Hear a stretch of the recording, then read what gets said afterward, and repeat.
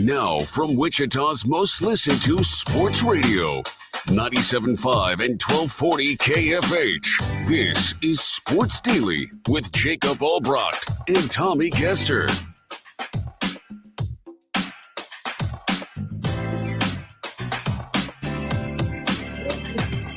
And good morning, everybody. Welcome into Sports Daily on a Friday. Tommy Kester and Paul Savage in for Jacob Albrecht as we get you ready for the weekend on this beautiful Friday morning. Thank you so much for joining us along today. It's a busy show on tap. We're going to talk a little bit about the KU football victory last night in their opener against Lindenwood, a pretty dominant victory. We'll recap all of that and talk about if we saw what we needed to see from the Jayhawks in their opener. The Royals lose on the road in the opening game against Houston last night. And for the first time this season, it's officially football season. We've got our Friday football picks that will be coming up at the top of hour number 2. Myself, Paul Savage, Jacob Albrecht will be joining us in hour number 2, along with Brandon Zinner and TJ Cleland from 12 News.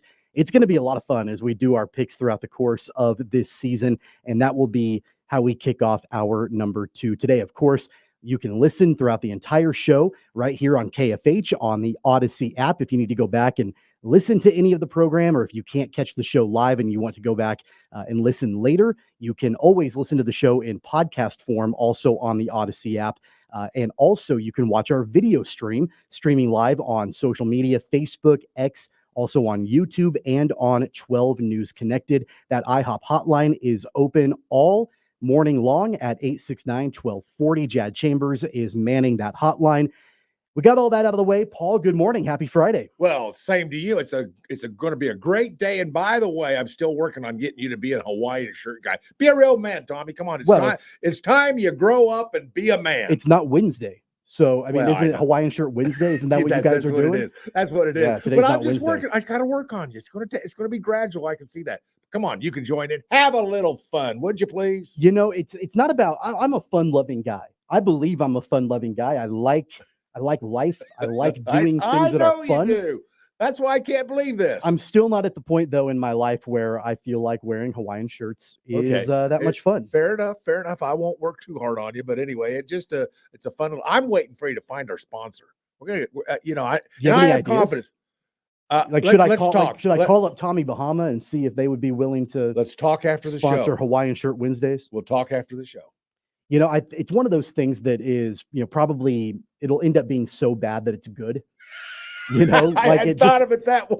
It's probably a little endearing. And so I get it. I'll be honest. I was really resistant to Hawaiian Shirt Wednesdays when it first came around because I want us to be cutting edge and innovative and hip and, all of that.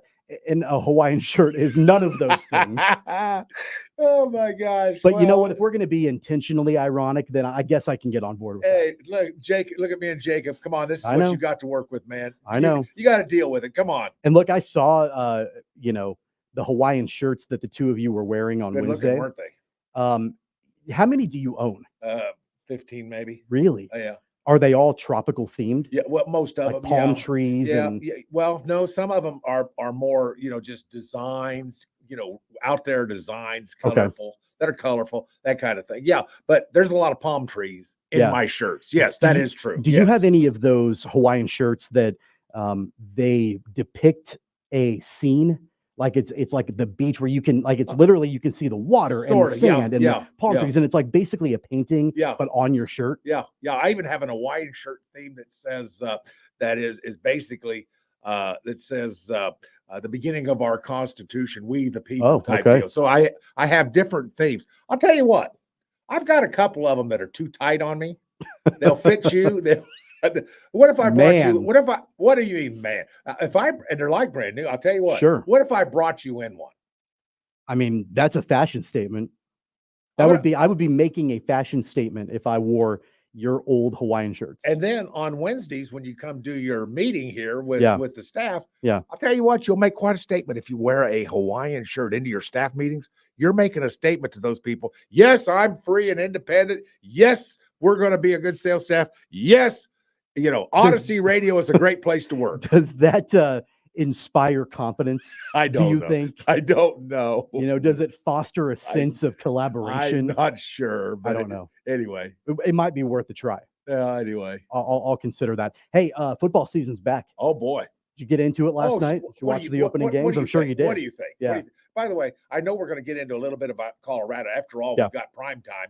Anytime prime time, correct me if I'm wrong, but anytime we got prime time involved in broadcasts, you're going to kind of pay attention, aren't you? I mean, we're just going to, and we'll get into that whenever you're ready. Yeah. You just pull the trigger on Colorado and North Dakota State, which I thought, or was it South Dakota? It was North Dakota State. I get I'm telling you right now, I get my Dakotas mixed up. But anyway, North Dakota State, and it was a good game. I'll tell you what, North Dakota State, if they were in the Big 12, they'd be about in the middle of the pack. That's not a bad football team. Well, North Dakota State has been an FCS powerhouse for a long time. Of course, the connection there with Chris Kleiman, built them into a powerhouse, right? And they were coming off a not great season to their standards a year ago, finishing 11-4, and that's a not great season for them according to their standards.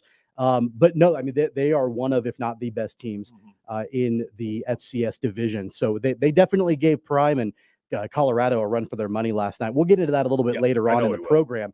KU, though, they open things up. It's a home game, but it's not a home game because they're playing away from Lawrence this one season, of course, kicking off the year at Children's Mercy Park in Kansas City. But they play Lindenwood. It was a dominant 48-3 victory for the Jayhawks. It was a game, Paul, where we saw Jalen Daniels play the first half.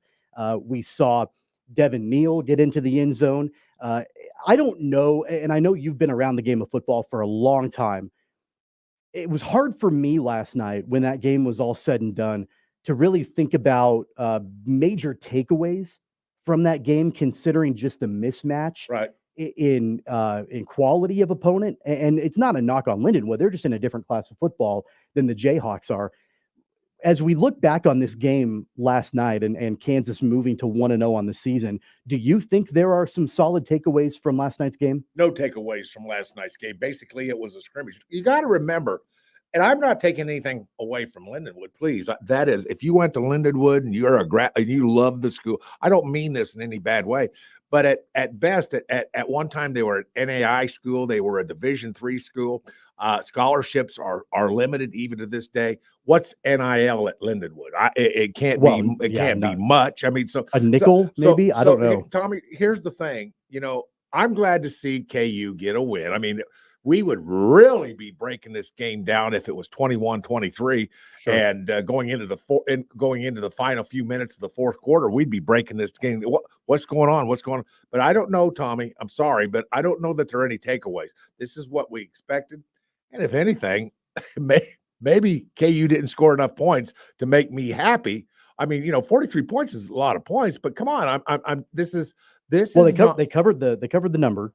Well, right, so that's I think an important note going into it. And that's that number? What was that number? I believe it last I saw before it was like 43 or 44. Was it okay? And they won by 45. I mean, it was a 48-3 victory. That's right. Well, anyway, but the point is, Tommy, is that I don't know that we can take a lot away from this particular game because they weren't pushed. They weren't going to be pushed. A lot of players got time on the field, which is the way it should be. Yeah.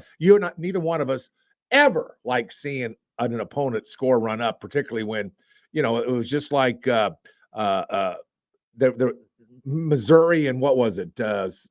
Murray State, I believe. Yeah. I mean, come on. If you just looked at the players on the field when they came to the line of scrimmage, you knew what was going to happen. I mean, there's not a lot to get out of it. I'll be real truthful, Tommy. I don't like seeing those kind of games. I don't like seeing a team play down. And of course, Alabama, who do they got? They've got some schmo, Joe they played Temple, I think.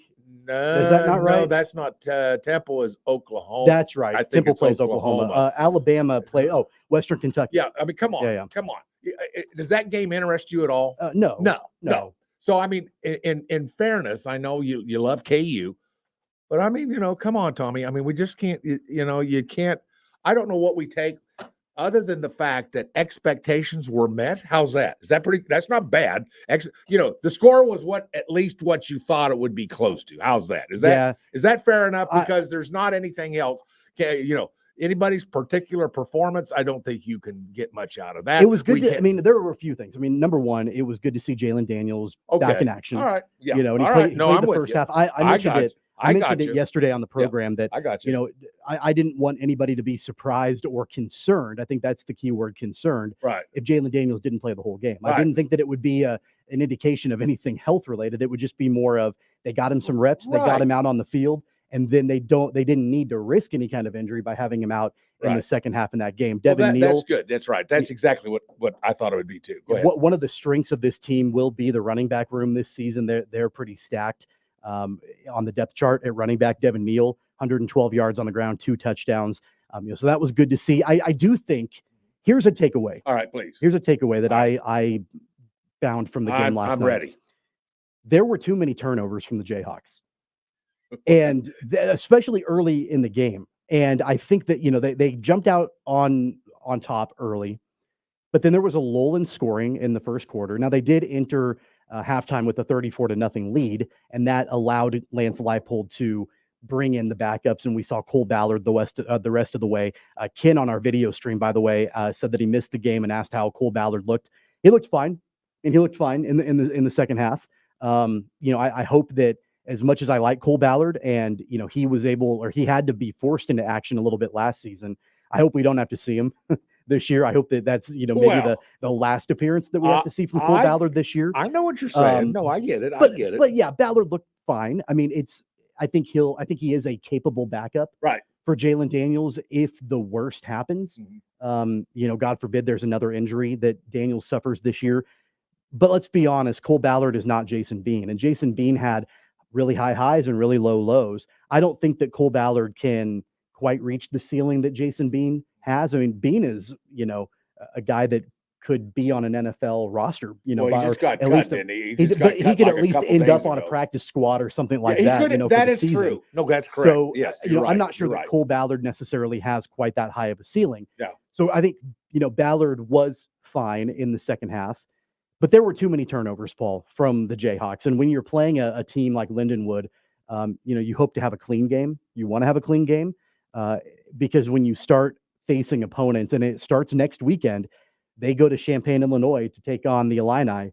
They've got to limit those turnovers, and it doesn't get any easier here on out. That was your cupcake game, and you were a little sloppy, you know, like that. And I think that's probably the message from Lance Leipold after the game is we executed pretty well for our first game.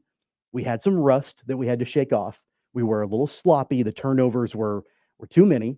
We've got to get that cleaned up before next week. Well, this was probably good in terms of, you know, you're not playing at home. I mean, you are playing at home. This is a home game, but you're not playing at home. You're not playing where you're used to playing. Your normal routine. A lot of these kids that have been at the University of Kansas, you know, that aren't new in the portal, you know, it's all new. It's all new. It's all different.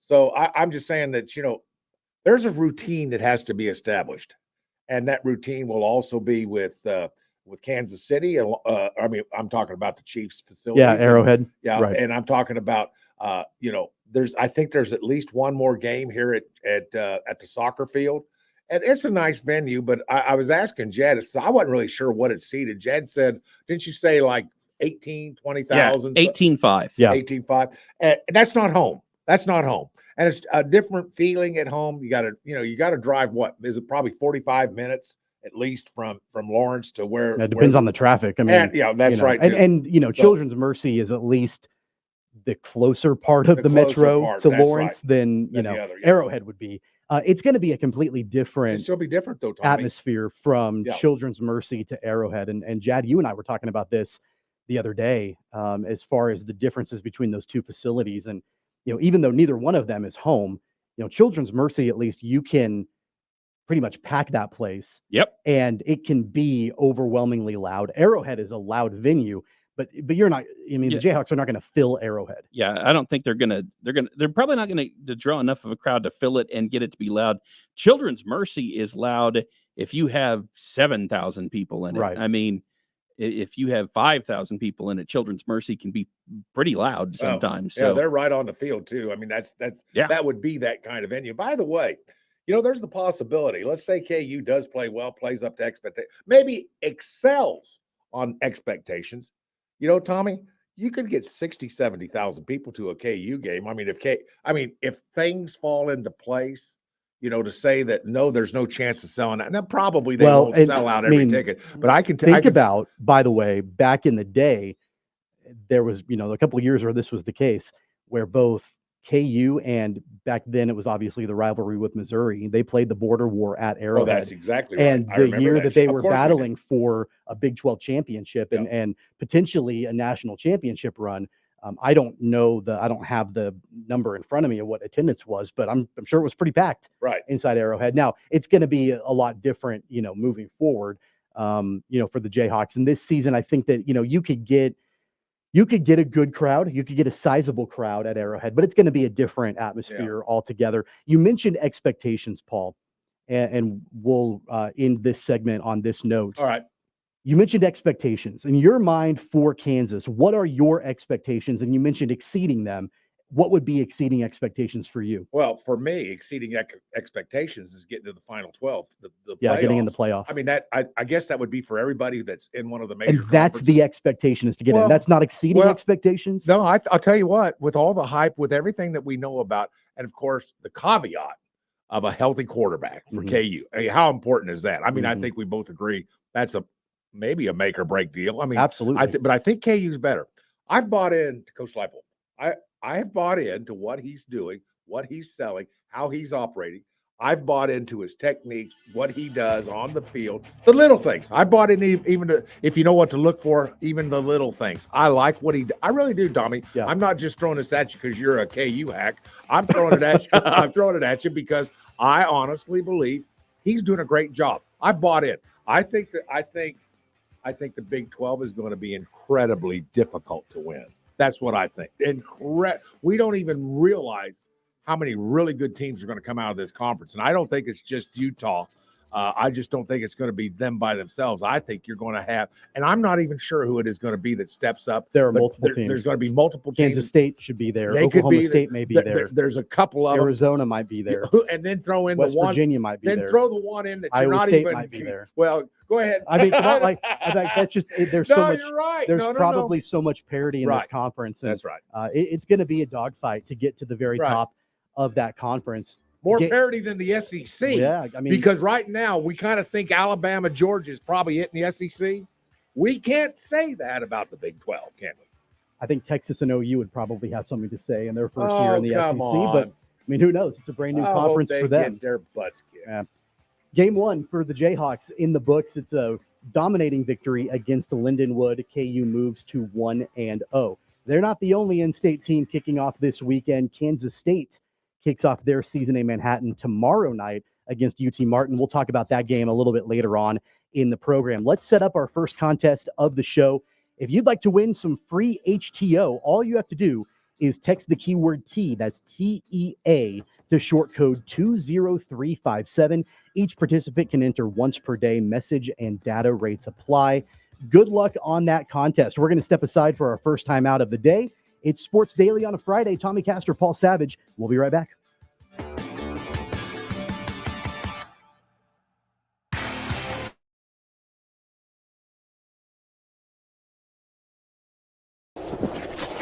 Colin Huck's power washing is like getting to the top of Mount Everest with only a bag of beef jerky and a soda.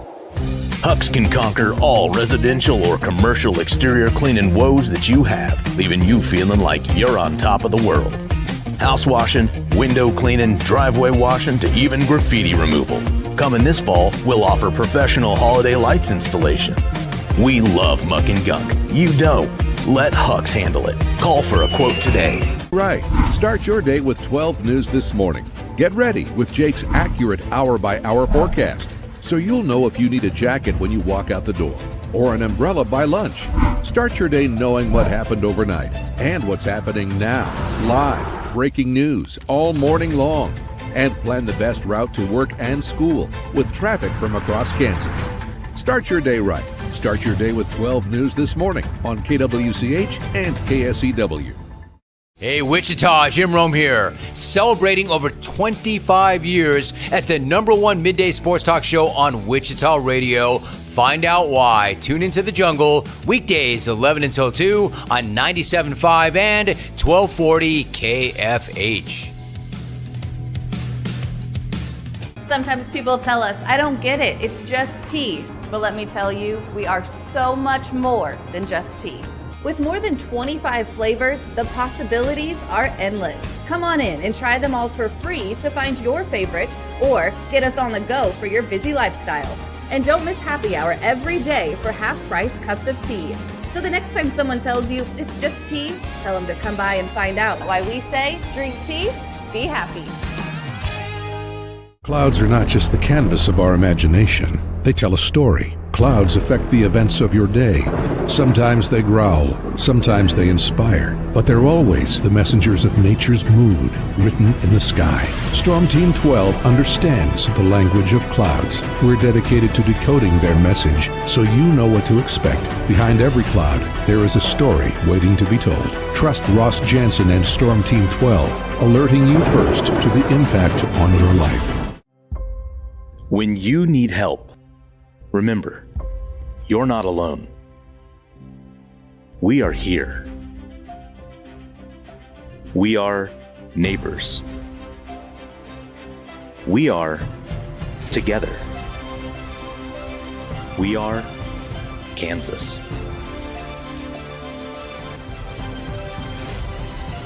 We are 12 News.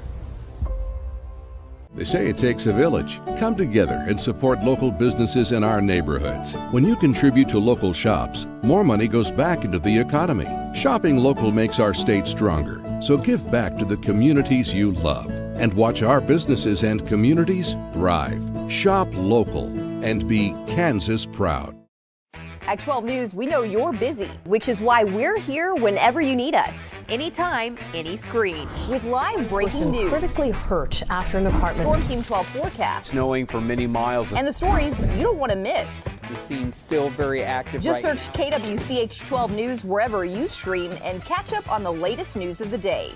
All for free and on your schedule, hopefully making your day a little bit easier. And did I mention the Storm Team 12 forecast? 12 News whenever you want.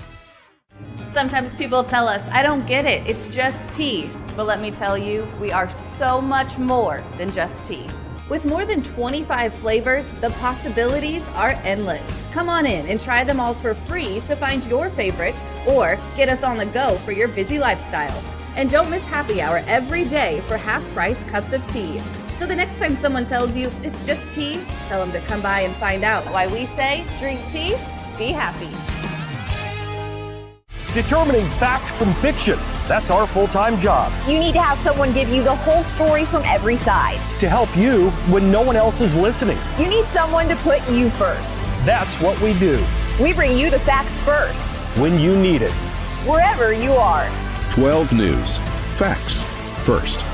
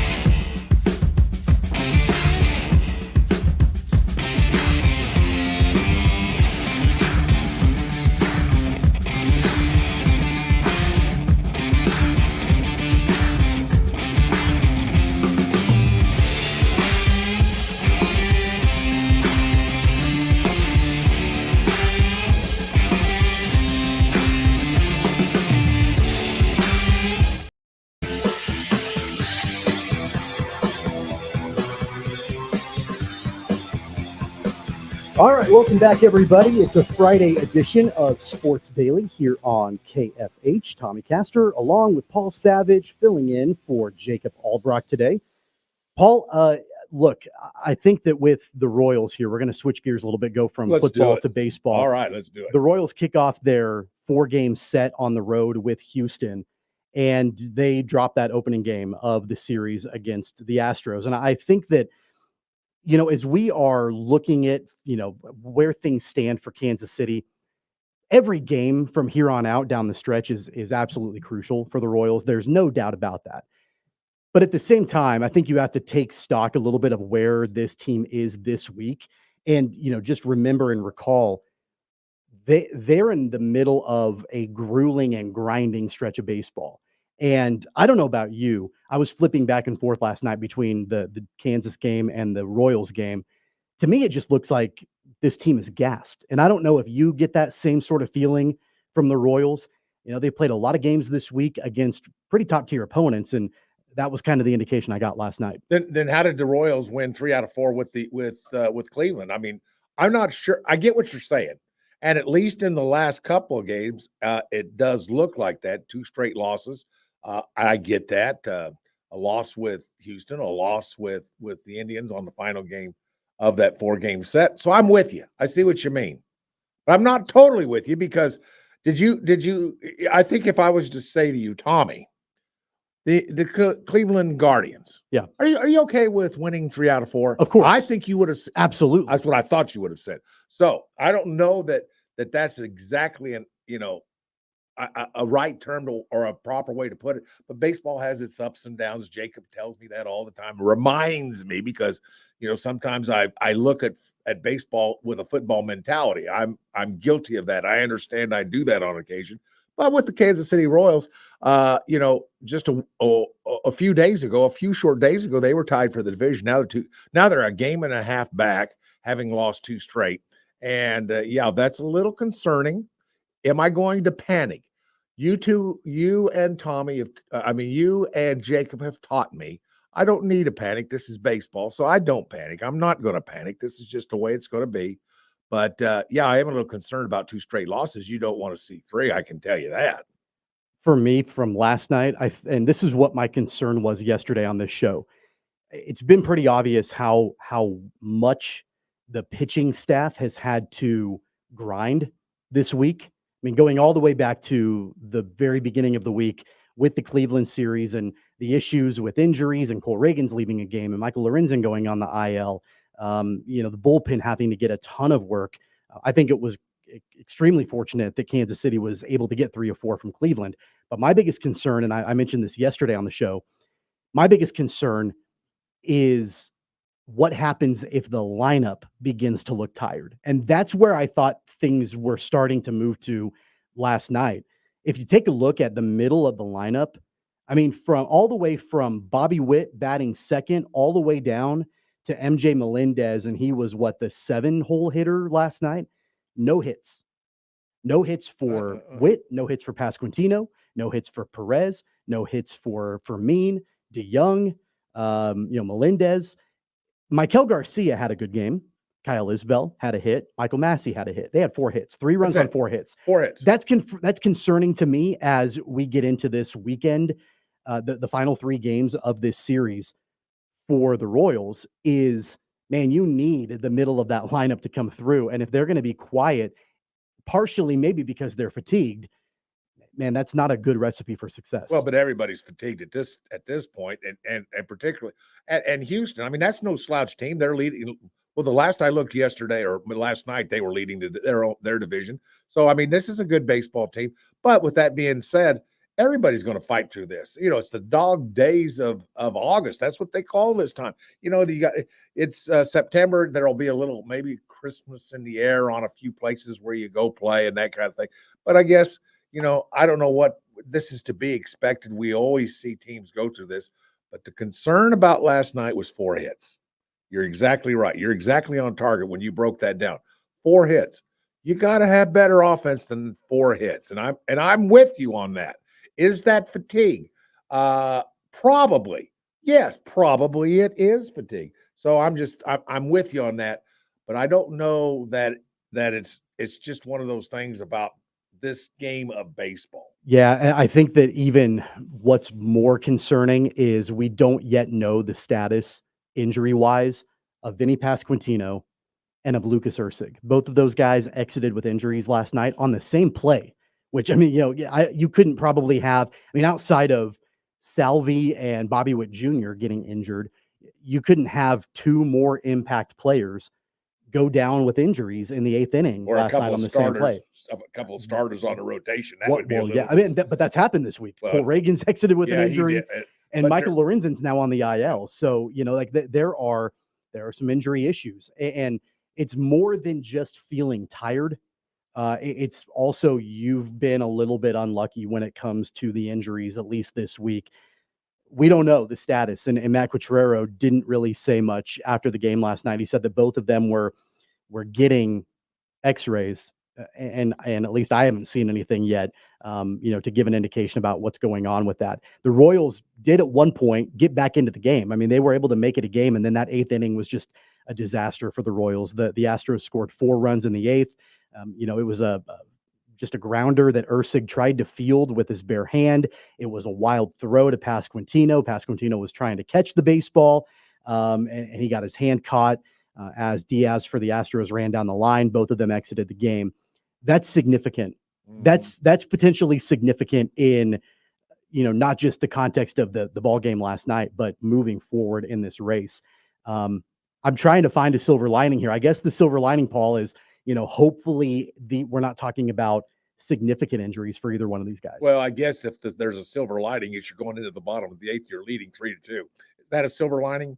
I mean, you're within 1 inning of getting this darn game over with a win, and you're up, and then you give up that 4 spot in the bottom of the 8th, and that kind of did it, didn't it? So yeah. I guess that's the bright spot for me is, I mean, you are in this game all the way through, right up until the last at bat for Houston. On top of that, Ken brings up a really good point on our video stream. Brutal, the waste of quality start from Brady Singer. Singer, had been up and down the last 4 starts before last night, more down than up. He did have a 6-inning shutout going against the Reds a couple of weeks ago. But other than that, the ERA over the last 4 or 5 starts had been up over 6. He had a good outing last night. He gave up a couple of runs midway through the game against the Astros, but it was a quality start overall, and one of the better ones we'd seen as of late by Brady Singer. And that had been something, Paul, that had been a struggle for the Royals this week, getting longevity out of their starters where they could be effective long term. And it was that finale against the Guardians where they had a chance to sweep the game or sweep the series against Cleveland. Michael Wacha was tired. They put him out there. Quatrero did in the 7th and got into trouble, and then everything kind of fell apart for the Royals. So you can definitely tell, and I know I keep using the word fatigue, but you can definitely tell that there are issues with potentially, I don't want to say depth, but they're grinding right now. They're grinding with the players that they have. You're watching these guys sort of drop like flies this week. And at one point, I mean, it was just literally 48 hours ago, Jacob and I were having the conversation about the Royals, were in first place in the AL Central by virtue of a tiebreaker with an opportunity to gain even more ground on the Guardians and sweep the series. They give up the lead and they don't sweep the Guardians on Wednesday. And then last night against the Astros, it's been a tough stretch. But September's not even here yet, so there's still a lot of baseball to go. I don't know how much we can talk about the loss last night. I mean, like we said previously, you're leading going into the 8th. They score 4. I mean, that's baseball for you.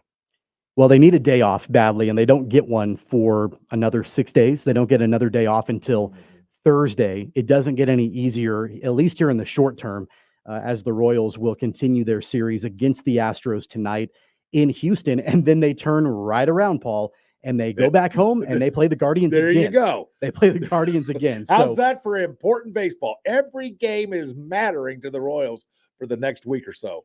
There's no rest for the wicked. I think that's the saying, right? That's it.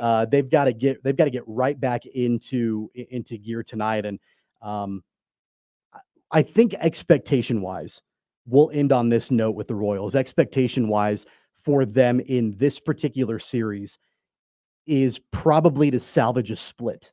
That's kind of where I'm at right now. You've got to win 2 out of the next 3. You've got to try to not lose any more ground. I don't know. Is that kind of where you're thinking? Like they need to split this 4-game set? Dang right. Every game counts right now. I mean, if you want to win the division and not play in the wild card, which I think everybody would want to do. I know everybody wants to do that, but yeah, you got to get these kind of wins. 2 out of 3, salvage a 2 out of 3 split with the Astros and then go in and, maybe you're not going to sweep the Guardians, but you got to go in there and win your share and come out of this thing at least where you're right there with them. Then who knows what happens in the month of September. I haven't yet seen, and maybe you've seen this somewhere. I haven't yet seen who's starting tonight. I haven't even looked for both teams. Well, of course, Brady Singer pitched last night. I wonder how things again are going to shake out regarding the rotation and regarding some of those injuries that we've seen take place.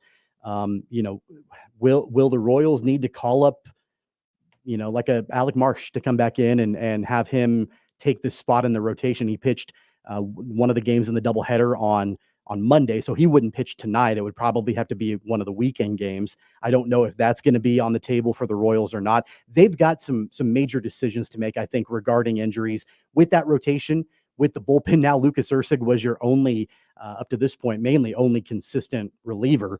And then, of course, with Pasquantino. So a lot of major decisions. It's a tough time to be Matt Quatraro. He's made some major decisions this season. I'm not sure if there are any bigger ones, any bigger circumstances looming large for Kansas City than what they've dealt with over the last couple of days or so. It's been a brutal 72 hours or so for Kansas City. They've got to try to figure out a way to manage through that. It's going to be a tough test. Of course, we'll have the game tonight here on KFH as the Royals take on the Astros in Houston. We'll also have both games this weekend for the Royals as well. Saturday's game, tomorrow's game, by the way, just a little bit of a schedule change because we will have Kansas State football in the evening here on KFH. You'll be able to listen to the Royals at Houston on KNSS AM 1330, on KNSS FM 98.7 tomorrow night. Butler football kicks off against Northeast Oklahoma A&M. We'll run through that schedule again as we wrap up the program here. By the way,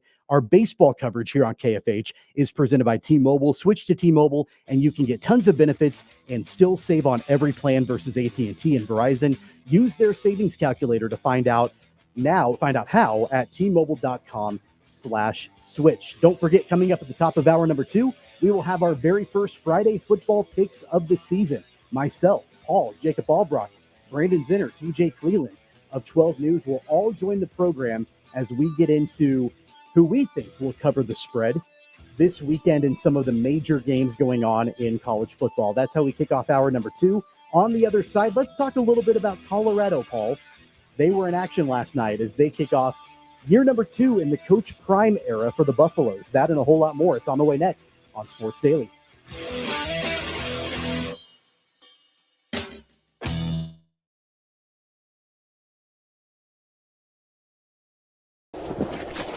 Colin Huck's power washing is like getting to the top of Mount Everest with only a bag of beef jerky and a soda. Huck's can conquer all residential or commercial exterior cleaning woes that you have, leaving you feeling like you're on top of the world. House washing, window cleaning, driveway washing, to even graffiti removal. Coming this fall, we'll offer professional holiday lights installation. We love muck and gunk. You don't. Let Huck's handle it. Call for a quote today. Right. Start your day with 12 News this morning. Get ready with Jake's accurate hour-by-hour forecast, so you'll know if you need a jacket when you walk out the door or an umbrella by lunch. Start your day knowing what happened overnight and what's happening now. Live, breaking news all morning long. And plan the best route to work and school with traffic from across Kansas. Start your day right. Start your day with 12 News this morning on KWCH and KSEW. Hey, Wichita, Jim Rome here, celebrating over 25 years as the #1 midday sports talk show on Wichita Radio. Find out why. Tune into The Jungle, weekdays 11 until 2 on 97.5 and 1240 KFH. Sometimes people tell us, I don't get it, it's just tea. But let me tell you, we are so much more than just tea. With more than 25 flavors, the possibilities are endless. Come on in and try them all for free to find your favorite or get us on the go for your busy lifestyle. And don't miss happy hour every day for half-price cups of tea. So the next time someone tells you it's just tea, tell them to come by and find out why we say drink tea, be happy. Clouds are not just the canvas of our imagination. They tell a story. clouds affect the events of your day. Sometimes they growl, sometimes they inspire, but they're always the messengers of nature's mood written in the sky. Storm Team 12 understands the language of clouds. We're dedicated to decoding their message so you know what to expect. Behind every cloud, there is a story waiting to be told. Trust Ross Jansen and Storm Team 12, alerting you first to the impact on your life. When you need help, remember, you're not alone. We are here. We are neighbors. We are together. We are Kansas.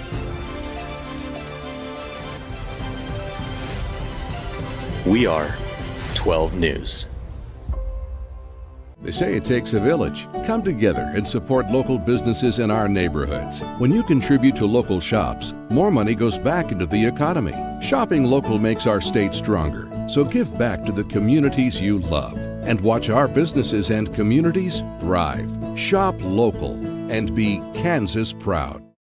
At 12 News, we know you're busy, which is why we're here whenever you need us. Anytime, any screen. With live breaking news. Critically hurt after an apartment. Storm Team 12 forecast. Snowing for many miles. And the stories you don't want to miss. The scene's still very active. Just search KWCH 12 News wherever you stream and catch up on the latest news of the day. All for free and on your schedule, hopefully making your day a little bit easier. And did I mention the Storm Team 12 forecast? 12 News whenever you want. Sometimes people tell us, I don't get it, it's just tea. But let me tell you, we are so much more than just tea. With more than 25 flavors, the possibilities are endless. Come on in and try them all for free to find your favorite or get us on the go for your busy lifestyle. And don't miss happy hour every day for half-price cups of tea. So the next time someone tells you it's just tea, tell them to come by and find out why we say drink tea, be happy. Determining fact from fiction. That's our full-time job. You need to have someone give you the whole story from every side. To help you when no one else is listening. You need someone to put you first. That's what we do. We bring you the facts first. When you need it. Wherever you are. 12 News. Facts first.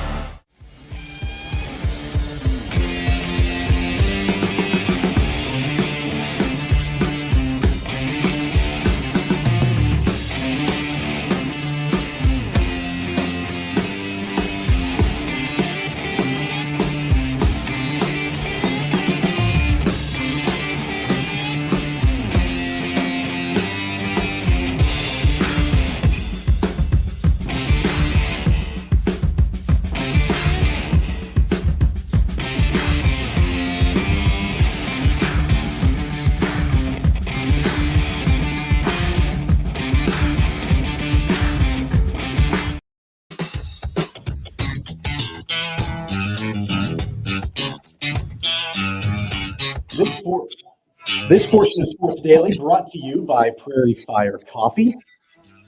Every morning we enjoy a great cup of coffee from Prairie Fire Coffee. I want to thank them. We were all in line getting coffee here earlier. I know. I was standing behind Jad, and Jad takes so long.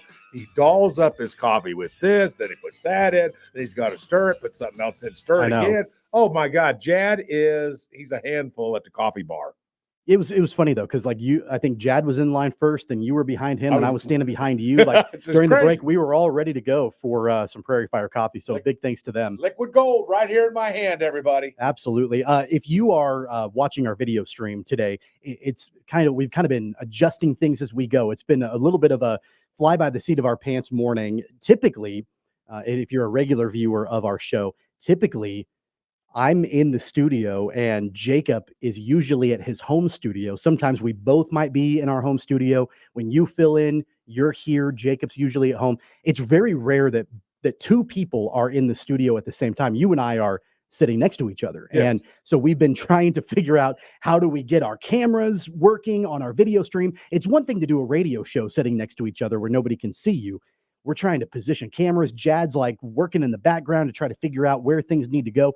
It's been a little wild here this morning. Yeah, but being in studio with somebody is always a lot of fun because you can get their reactions, you can look them in the eye, you can have all kinds of fun. I mean, I like it. I'll be real. I miss those days. There was a day where we always, all of us, went to the studio. You're old enough for that too. I remember but that. But you know, in essence, though, I guess it's really smart the way it can be worked. You know, you can do a radio show from anywhere. It doesn't matter where you are. You can do the show. It's been really nice to have that kind of flexibility because like I was kind of a last minute decision about whether or not I was going to sit next to you this morning or if I was going to be in my home studio. You know, I've got 2 little boys. I've got a 3-year-old and a 1.5-year-old.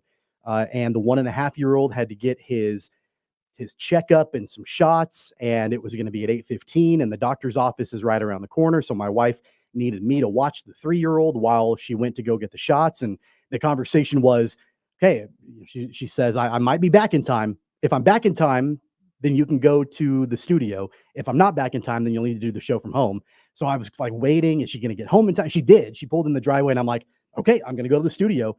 So I get here with about 10 minutes to spare before we go live. So that flexibility is nice. Yeah. You know, to be able to have a home studio set up if you need to. But I'm glad you're here.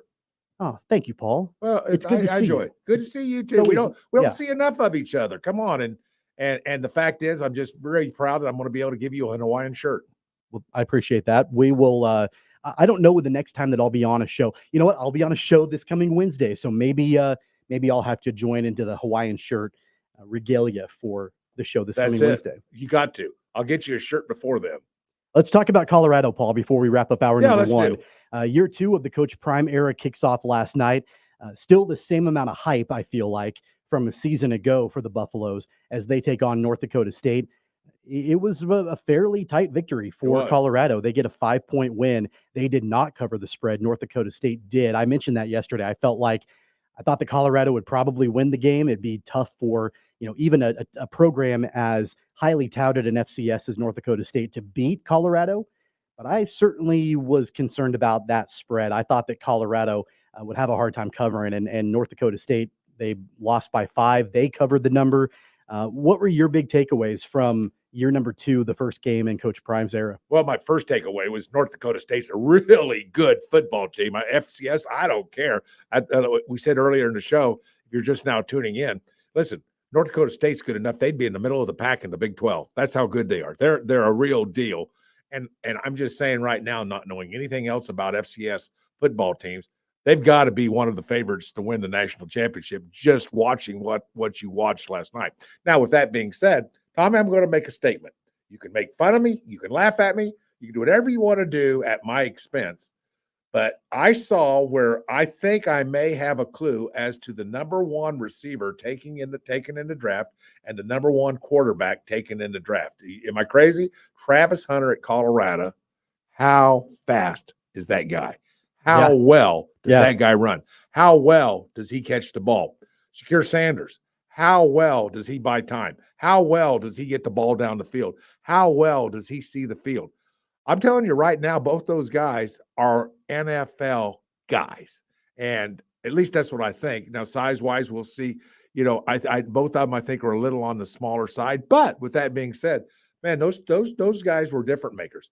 And Colorado had over 400 yards of offense. And I mean, and against a team as good as North Dakota State, something, Colorado, are we overlooking Colorado for the Big 12? No. Are we overlooking them a little? Not a chance. You don't think so? No, I'm not high on Colorado at all. I mean, they struggled with North Dakota State. And don't get me wrong. I know North Dakota State is that a powerhouse. Good. They're good. Yeah, but it's a different level of football. And we've seen FCS teams beat FBS teams. That's happened. It's happened to both Kansas and Kansas State. Like that sort of thing has happened before. So when I say a different level of football, that's no disrespect intended. All right, I got you. To FCS or North Dakota State. But Colorado should have absolutely dominated this game. They should have won by 2 touchdowns. I think.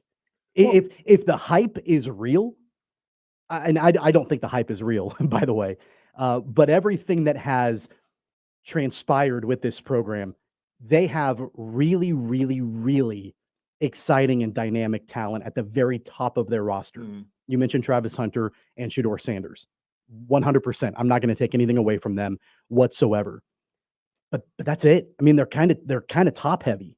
I feel like there's been such a roster overhaul in year number 2 for Coach Prime. I feel like we're going to see the bottom fall out of this program pretty quickly. I don't think that we're overlooking them at all in the Big 12. I think you might see the roof raised. And here's why I'm going to say that is because you're exactly right. I was going to bring up the point that this was basically the first game played together by this group because what was it, 60 plus? I'm not sure the exact number, but I think it was over 60 transfers out from the portal into the University of Colorado. That's a lot of players. That's a lot of turnover. That's basically a new football team, Tommy. It's a new football. But tell me, Paul. Go ahead. Tell me something that is tangible outside of Travis Hunter and Shedeur Sanders that this team has. Speed. Outside of those guys, no, they're fast. No. Colorado is fast. Okay. That whole did you not think that they ran really well? I mean, from top to bottom. I mean, not just those two guys, but I'm talking about other receivers, defensive players, defensive backs, corners, safeties. Even the line. It looked like everybody ran well on that team. So with that being said, but what I'm saying is that probably, Tommy, I'm putting a little more stock in North Dakota State than you are.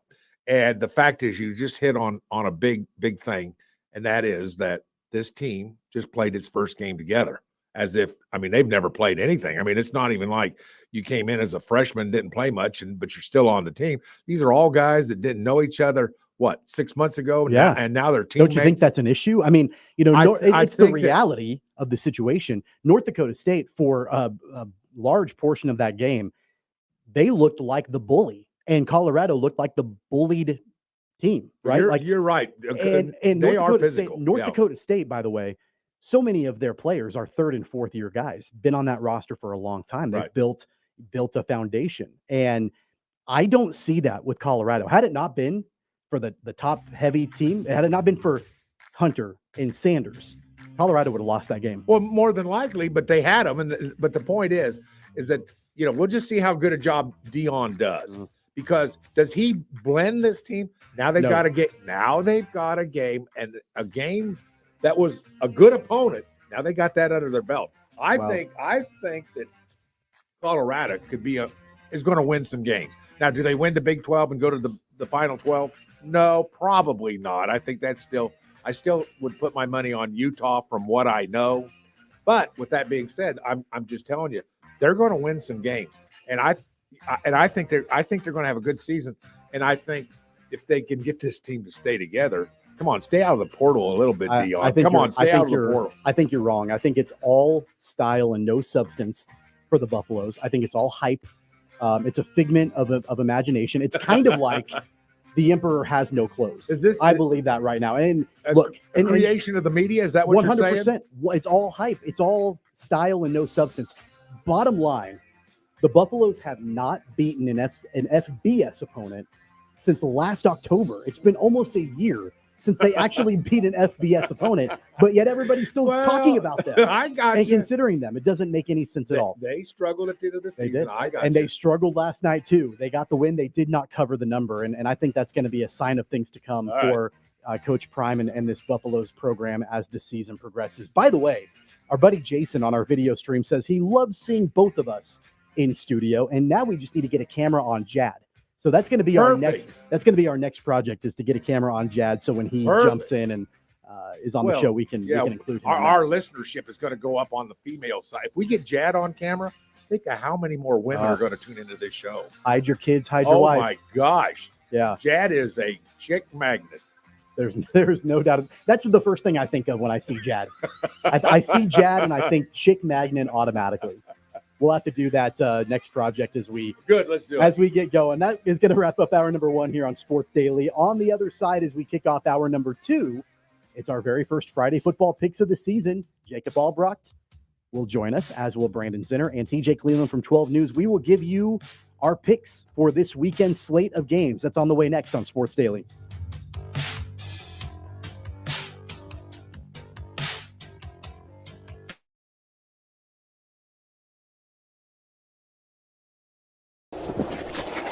Calling Huck's Power Washing is like getting to the top of Mount Everest with only a bag of beef jerky and a soda. Huck's can conquer all residential or commercial exterior cleaning woes that you have, leaving you feeling like you're on top of the world. House washing, window cleaning, driveway washing, to even graffiti removal. Coming this fall, we'll offer professional holiday lights installation. We love muck and gunk. You don't. Let Huck's handle it. Call for a quote today. Right. Start your day with 12 News this morning. Get ready with Jake's accurate hour-by-hour forecast, so you'll know if you need a jacket when you walk out the door, or an umbrella by lunch. Start your day knowing what happened overnight and what's happening now. Live, breaking news all morning long. And plan the best route to work and school with traffic from across Kansas. Start your day right. Start your day with 12 News this morning on KWCH and KSEW. Hey, Wichita, Jim Rome here, celebrating over 25 years as the #1 midday sports talk show on Wichita Radio. Find out why. Tune into The Jungle, weekdays 11 until 2 on 97.5 and 1240 KFH. Sometimes people tell us, I don't get it, it's just tea. But let me tell you, we are so much more than just tea. With more than 25 flavors, the possibilities are endless. Come on in and try them all for free to find your favorite, or get us on the go for your busy lifestyle. And don't miss happy hour every day for half-price cups of tea. So the next time someone tells you it's just tea, tell them to come by and find out why we say, drink tea, be happy. Clouds are not just the canvas of our imagination. They tell a story. Clouds affect the events of your day. Sometimes they growl, sometimes they inspire, but they're always the messengers of nature's mood written in the sky. Storm Team 12 understands the language of clouds. We're dedicated to decoding their message so you know what to expect. Behind every cloud, there is a story waiting to be told. Trust Ross Jansen and Storm Team 12, alerting you first to the impact on your life. When you need help, remember, you're not alone. We are here. We are neighbors. We are together. We are Kansas.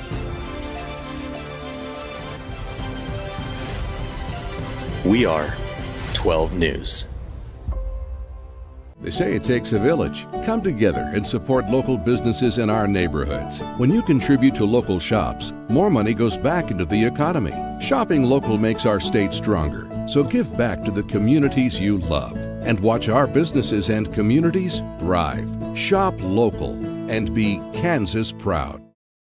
At 12 News, we know you're busy, which is why we're here whenever you need us. Anytime, any screen. With live breaking news. Critically hurt after an apartment. Storm Team 12 forecast. Snowing for many miles. And the stories you don't want to miss. The scene's still very active. Just right search KWCH 12 News wherever you stream and catch up on the latest news of the day.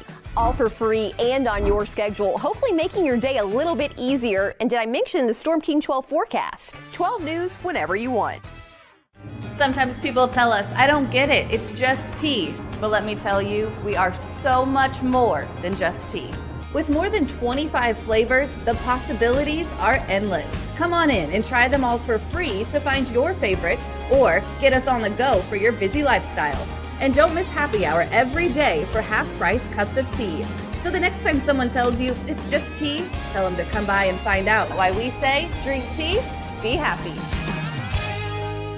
Determining fact from fiction. That's our full-time job. You need to have someone give you the whole story from every side. To help you when no one else is listening. You need someone to put you first. That's what we do.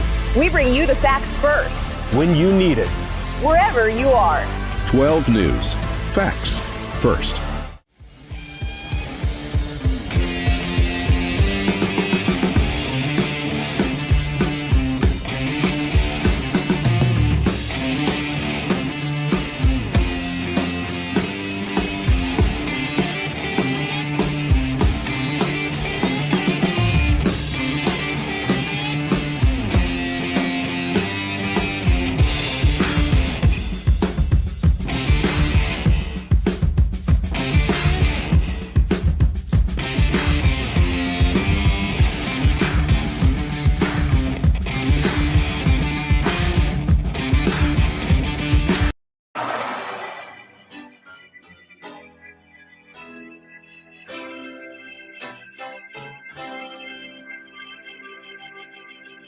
Now, from Wichita's most listened to sports radio, 97.5 and 1240 KFH. This is Sports Daily with Jacob Albrecht and Tommy Kester.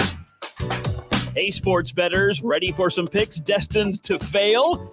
It's time to hear what the Sports Daily staff thinks of the weekend games. All right, welcome back, everybody. Hour number 2 of Sports Daily kicks off now here on KFH. Tommy Kester, Paul Savage joins me in studio today. Of course, we've got a lot to get to this hour, a little bit of quick housekeeping.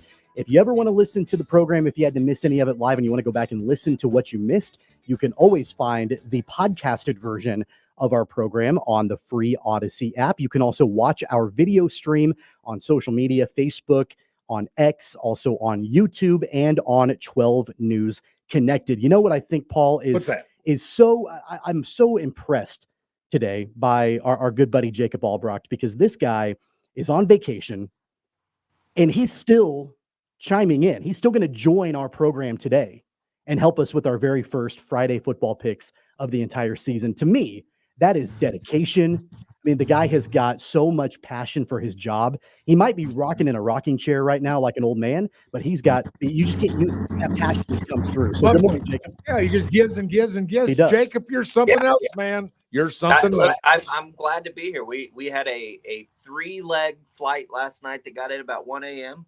Hey, look, we're ready to rock and roll with some picks. I hope everybody can hear me. I'm on my parents' front porch, and yes, I am in a rocking chair. And yes, I do have one at home. So, whatever. Listen, picks are going to be I couldn't miss our first picks because this is going to be a blast. If you're watching on our video stream right now, on 12 News Connected, on Facebook, on YouTube, on X, you can see that we have a $5. Now, in the TV world, you get a $5 going, and all the producers are having a great time. But we have. I'm in Texas. Paul and Tommy are in studio. TJ's on the road somewhere. And Brandon is back in Wichita. We're all here. TJ and Brandon, TJ Cleveland, Brandon Zinner joining us from 12 News to make picks this year. So picks, if you've missed them in past years, it is a contest with, pride absolutely and fully on the line. Maybe we'll come up with some loser, penalty or something. But what we'll do is we'll take – that's what winners wear, Paul. But we'll pick. We're going to start because we don't know. With 5 people, we're going to take this a little different. So we're going to start with the lighter load today and sort of see how it goes. We'll go 5 games here, and we're going to start. We're going to start right off the top with K-State. So K-State is a 36-point favorite. Now I don't know where the line landed last night. I think last night with KU, at least where I got it, it was 45.5. So these things are tricky. But K-State is a 36-point favorite against UT Martin. For the same reason I kind of liked K-State, I'll start us here. I think that I'll take the same reason I like KU. I'll take K-State again. It's the opportunity for a defense to shut down an inferior opponent. And so those spreads, I think, in those scenarios can tend to work themselves out. So I'm going to take K-State. I'm going to lay the points. It's a dangerous game because you don't know how much the starters are going to play. But Avery Johnson needs the reps. I'll take the Cats. I'll lay the points. Tommy, what do you think? Yeah, I'm kind of with you. I mean, I know that it's always risky when you've got a spread that large. And, I think it's pretty clear that the Wildcats have the talent to be able to cover that number and cover it comfortably. But as you pointed out, the question becomes, will the starters play the entire game? Will Chris Kleiman have Avery Johnson be out there from start to finish? It's a UT Martin team that, they are a good team in FCS. We've seen, at least last night, a good FCS team play in North Dakota State against Colorado, and they made the Buffaloes sweat a little bit. But Kansas State is a significantly better team, I believe, than Colorado is and will be this season. All of that being said, I'm going to lean on the talent side. And yeah, I do think that the Wildcats will ultimately cover the number. The only caveat will be, will the starters play the entire game? If they do, I think they cover. That's what I'm going to go with. TJ, we heard from our buddy Tim Fitzgerald, our K-State insider, and UT Martin has been a traditional power. There is some chatter in that world. They may not be quite as good as they have been in the past, but these are dangerous. 36 points can get backdoor covered, all kinds of things. I mean, nobody's picking against K-State here, but do you think they can cover that number? Yeah, before I get to that, we're going to talk about the 45.5 points. I keep replaying the missed field goal that banged off the crossbar that made everybody lose by the hook last night in that KU game. Very loud and replaying in my head. Speaking of this K-State one, though, I think they're going to cover this number. I think that it's a question of the starters, like you guys said, but a lot of people think that this K-State team is one of the deepest that they've had in a long time, and realistically, the twos at K-State are probably still going to be a better product to put out there than an FCS team, even a good FCS team, because look at how deep this is. It really is kind of too deep in every position. It'll be interesting to see Jacob Knuth at quarterback and what they can do. But I think with so many young faces and these great recruiting classes they brought in, I think that the twos can still hold their own, and I think they cover 37. Well, yeah, look, I agree. And, Brandon, it's also about positioning for a playoff now. Flexing on opponents has never been more important potentially because there's 12 teams in, and how do you prove yourself against 4 other 2 or 3 lost teams? You can't have a close game against an FCF school early in the season sitting on anybody's mind, right? So there's incentive to never let up either.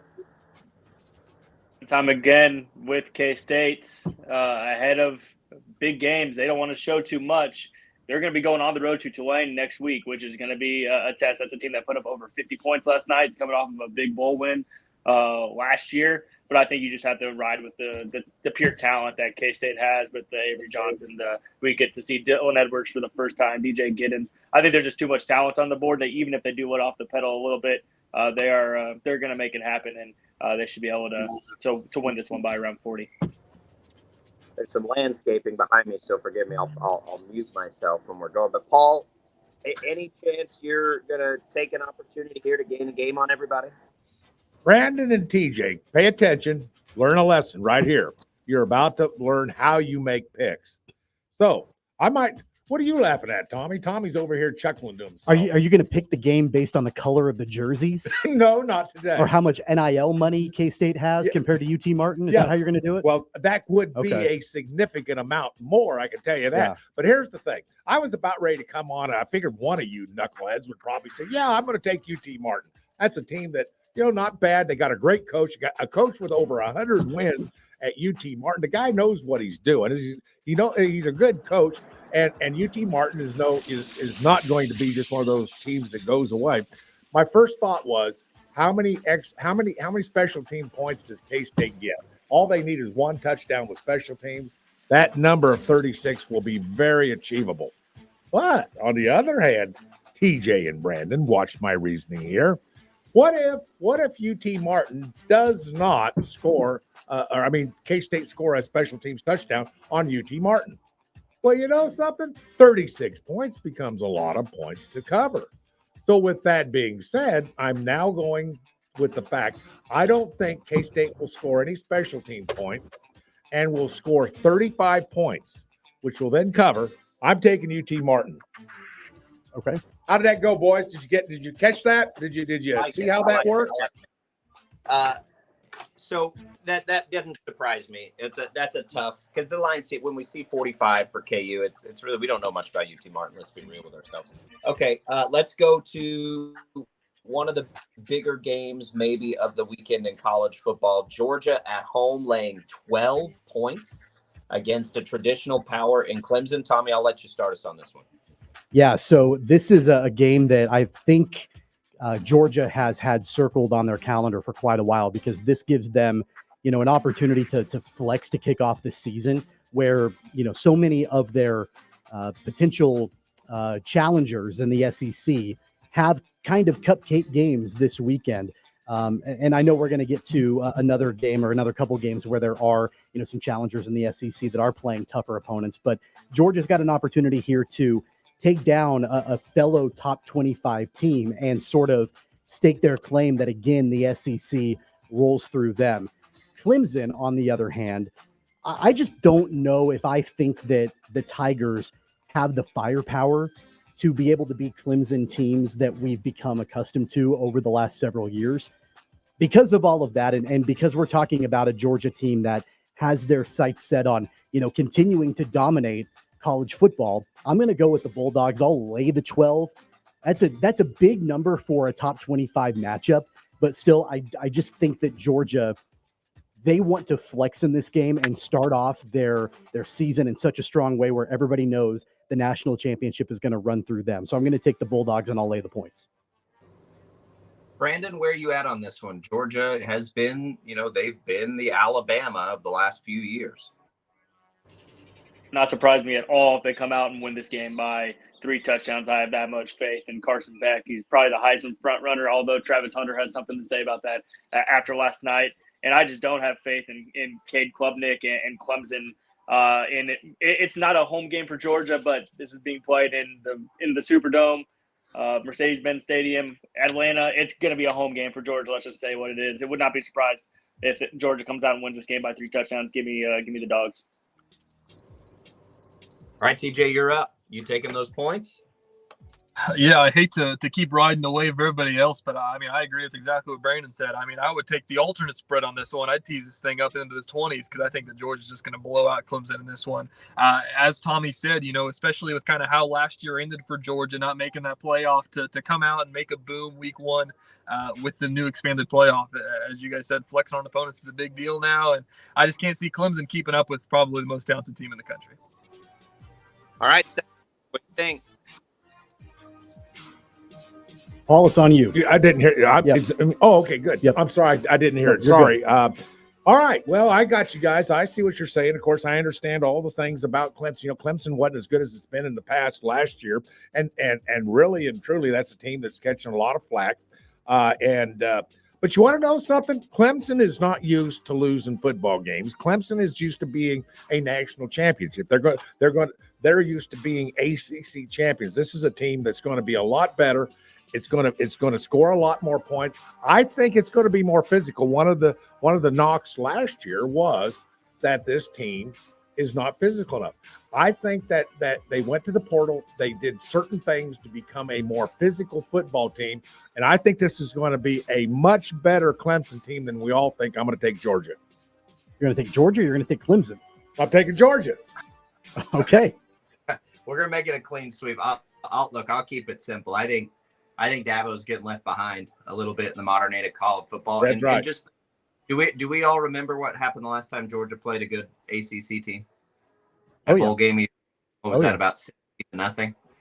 We'll keep it simple. We'll make that a clean sweep. This one I highly doubt will be a clean sweep. This one may be the toughest game of the weekend. Notre Dame, A&M, the Aggies a 3-point favorite. TJ, you can lead us off here. Where are you at with this one? I think this is in College Station. I think I'm going to lean towards Texas A&M. I really like Mike Elko, what he did at Duke. I'm really excited to see what he can do with all of the craziness that Texas A&M is, and I know that everybody's excited down there. A lot of new faces for Texas A&M. Going to be one of the best games of the week, and I think this might be the one that I'm looking forward to the most, honestly. So I'm just going to keep it simple. Say I really like the coaching staff. Obviously, they got the Colin Klein offense down there with a lot of new faces in the Texas A&M offense. So I'm going to lean towards the Aggies in this one. Really good game, but I think 3 is the number. Brandon, you taking the risk on the road with some points? TJ mentioning Colin Klein in his Texas A&M pick, so we're going to keep it rolling. Yeah, I'm riding on Texas A&M as well. Notre Dame has to replace an entire offensive line, and I think Texas A&M hit the portal just about as good as anyone in the nation this year. If you watch Big Ten football, watch the Texas A&M defensive line this week. Nick Scourton led the Big Ten in sacks last year at Purdue. Texas A&M goes out, gets him in the portal, and Mike Elko, he's a major upgrade over Jimbo Fisher. That was just an absolute mess there in College Station. This is going to be a great game, but I like Texas A&M to cover the spread at home. Savage A&M did get a coach who can coach now. You've played at Kyle Field. What do you think about Notre Dame's chances? I'm going to tell you guys this. It is the most difficult place, I think, in the country. Now, I haven't played in every major college football stadium in the country, but I can tell you with my career at the Division I level, Texas A&M, Tommy, I'm guaranteeing you, is the toughest place to actually play a football game. You can't hear yourself think half the time. You can't. It's hard to communicate on the field. It's just a wonderful, wonderful atmosphere for college football. With that being said, I think 3 points is probably pretty accurate. But I think that Kyle Field is worth that 3. I'm going to go ahead and take Texas. I don't want to be like a killjoy and take what everybody else is taking. But in this one particular case, it makes sense for me to take Texas A&M. Jacob, I am going to take Texas A&M. I got to see it to believe it, boys. I'm going to take Notre Dame. I'm going to take those points. You're looking at two teams that'll probably be in the mix in the end. There's a little strategy there, but this feels like a decent island to take as we're trying to make up ground on each other. I'll take those points, and I'll take Notre Dame. Tommy? Well, I don't think you're going to get an island because I'm going to take Notre Dame too. I'm going to take those 3 points. I mean, they're road dogs, and I know Texas A&M has a competent coach, and Mike Elko has done great things in his career, especially at Duke. But Notre Dame is a top 10 team in America, and they're getting points on the road. I think Notre Dame, if they're able to string some wins together, we could be potentially talking about them, being not only in the 12-team playoff, but potentially in like the semifinals. So they could get that far. They've got that kind of talent on the roster. I'm a Marcus Freeman guy. I like him. I like the style of coaching that he does for those players at Notre Dame.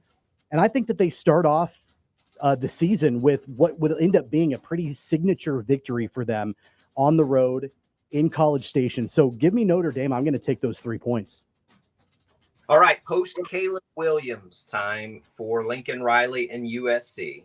They are getting 4 points against LSU. Post Jaden Daniels time, Brandon, for LSU. Both of these teams missing their NFL, top 2 picks overall. So I guess who reloads a little bit better? Where are you going with this one? USC +4. USC still has not decided to play any defense. I really like this LSU team. CJ Daniels is going to be an excellent wide receiver for them. Their quarterback, all he had to do was replace Jaden Daniels in the bowl game and throws for almost 400 yards. I think this LSU team is going to be a dangerous one all year long. We're going to see them fighting at the end of the year in the SEC. And I just like where they're at going in this game with Brian Kelly. Give me LSU and the points. Paul, Lincoln Riley, can he take that next step for USC? Where do you have this one? No, this is going to be a bore. It's going to be a snooze fest. Listen, this could be a 21-point game. This is TJ sort of touched on it. The fact is that could you count on the USC defense last year? No, of course not. No, it was not very good. I don't know if it's going to be better this year, but LSU is one of those kind of teams that just reloads. So I think this is easily could be a 21-point game. I mean, it might not be, but I think it easily could be. This is like my no-brainer of the day. Fellas, if anybody takes USC, we got to examine your head. I'm taking LSU. I don't like hearing this. I've got actual dollars on LSU. Feels like dang crap. But I'm taking LSU too. I'm with you guys. I don't see it. I know it's on the road, but there's just nothing that gives me the confidence to take USC on this, even with the 4 points. So I'm with LSU too. Tommy? Well, I may not have a crystal ball here, but I can already predict the future and what's going to happen after this weekend.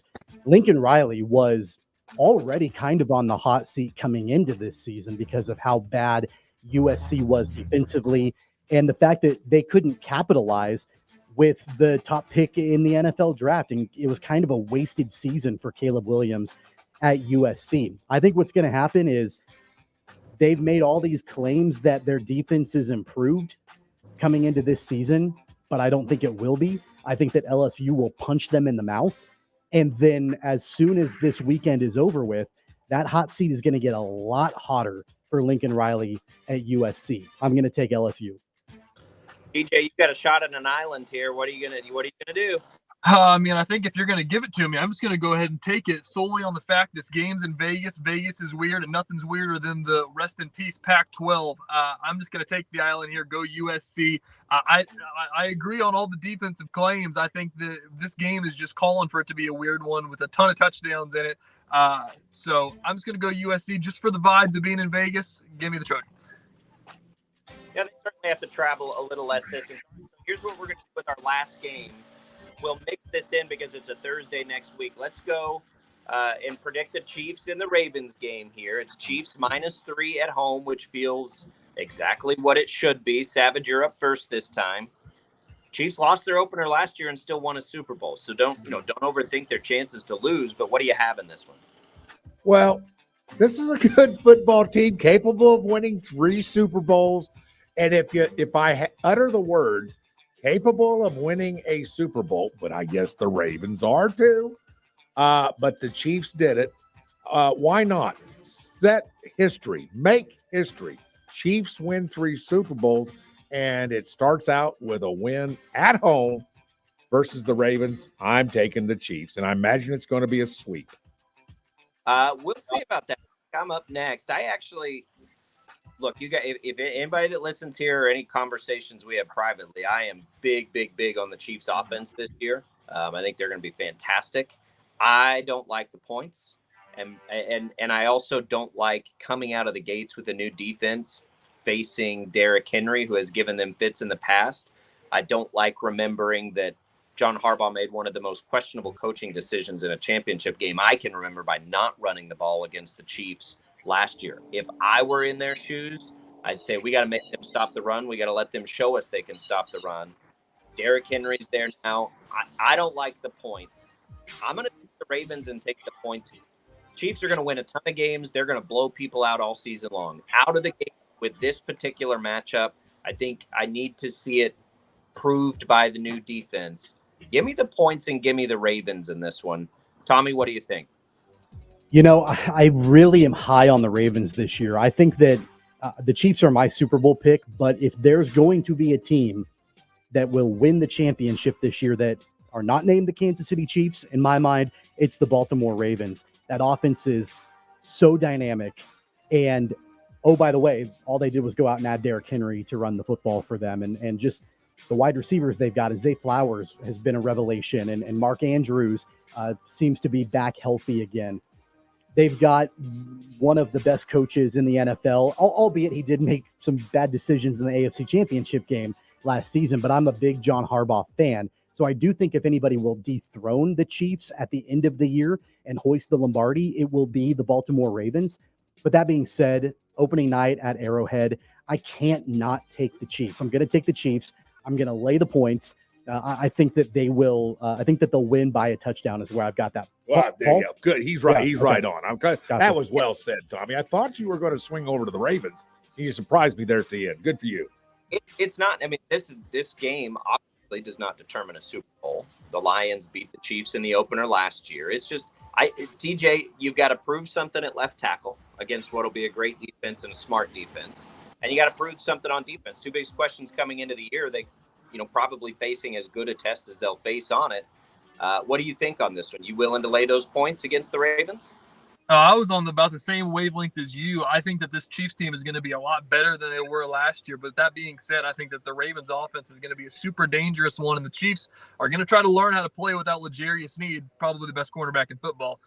Obviously that's only going to play a little bit into it, but it is going to be a bit of a new defense for them. I think the offense will be better, but I think that this Ravens team is going to give them fits a little bit. I think this is going to be the growing pains game, and hopefully there's not very many that the Chiefs have compared to last year. But I don't see them coming out firing, especially if Hollywood Brown's not going to play week 1 with Juju as your wide receiver 3 there. So I think there's just a bunch of reasons that I'm leaning towards the Ravens a little bit. I still think it's going to be about a 1-touchdown game or something like that, but I'm going to take the Ravens in the opener. All right, Brandon, forgive me, fellas. I don't know if we're all catching the feedback, but I'm catching a little bit. Brandon, you're with the Chiefs each and every week, have been for a half a decade now. What's your feel for this one? Do you think the Chiefs are I mean, of course, they're in danger. They're playing the Ravens. But are you willing to lay points with as many questions as we have right now for the Chiefs? Well, as TJ has mentioned, the Chiefs' first game without L'Jarius Sneed, and we have questions around this quarterback room outside of Trent McDuffie. I like where they're at just about everywhere else on defense. The Ravens' offense is going to be really interesting. They get back Mark Andrews, who's going to be fully healthy. Zay Flowers had an excellent rookie campaign. But outside of those two, we don't really know who can catch the ball. Do we trust in Nelson Aguilar? I mean, the rest of these guys that they have, I don't even know if anyone knew Nelson Aguilar was on the Ravens now. But you add Derrick Henry and Lamar Jackson to the same backfield, maybe the two hardest and most dangerous people that defenses don't want to try to tackle either of those guys. I think it might be a long night for the Chiefs. I don't have a good feeling about the Chiefs in this one. If you go back and look at what Jim Harbaugh and the Ravens do in week 1, it is absolutely scary stuff. They go out and demolish teams in week 1, and I think everything just kind of tips towards Baltimore's favor. I think there's going to be a little bit of a hangover week 1. No Hollywood Brown. Questions for the Chiefs. I like the Ravens +3, and I think they're going to win this one outright. Yeah, I don't know if I'm ready to say they'll win it outright yet, but I do like the points in a game I think is going to be really close. So we've got time, but for picks purposes, we've got 2 and 3. I thought that one might be close, and I mean, for people that might want to label haters, I'm still picking the Chiefs to win a Super Bowl. I assume Brandon's still picking the Chiefs to win a Super Bowl. I think we probably all are at this point. Feels a little foolish not to, but that's it. Good picks. They play on a Thursday. We'll see. We'll have much more on that breakdown for that game. Good luck, everybody, in your picks. Yeah, we'll do this again next week. We'll have an actual full slate next week. We'll throw in some NFL games. It's going to be a blast. Brandon, TJ, one more of these Fridays before we're also not talking high school football. So enjoy that while you can. Friday after a late night on Thursday, Chiefs football, but looking forward to it. Thanks, guys. Hey, Jacob, before we let you go, before we wrap up this segment, are you sure you're not at a Cracker Barrel right now? Because it sure looks like that rocking chair is. It is. Like I don't think it's a Cracker Barrel. I don't think it's a Cracker Barrel rocking chair. Your dad didn't take it from Cracker Barrel, just load it up in the car and take it, did he? I actually have a Cracker Barrel rocking chair at my own home. No, you don't. No. I absolutely do. I absolutely do. You know what? That doesn't surprise me. That honestly doesn't surprise me. I was going to say, like, nobody fills out a rocking chair as well as you do, Jacob. I live for a rocking chair, gentlemen. I'm sitting on the front porch with a cup of coffee. It's raining out here behind me and a rocking chair. You'll find me here for the next 3 hours. The Panhandle of Texas. There's nothing like it, is there? I'm serious. I did business in Amarillo for years and years. That is a wonderful part of the country. It's a great part of the country. I love the Texas Panhandle. And it never rains, and it's raining right now, so it's a pretty happy time. Well, fellas, I appreciate you joining us this morning, Jacob. Hopefully you can get a game of checkers in a little bit with that rocking chair. Is it Baccarat? What is that? No, we actually do play a lot of cards. I'll probably go and play solitaire with my parents in 32 here in a minute. Enjoy your time, Brandon, TJ. Thanks for joining us, and we'll see all you guys next week as we get ready for another week of picks here on Sports Daily. Paul and I will rejoin everybody after the break. We'll be right back. It's Sports Daily on KFH.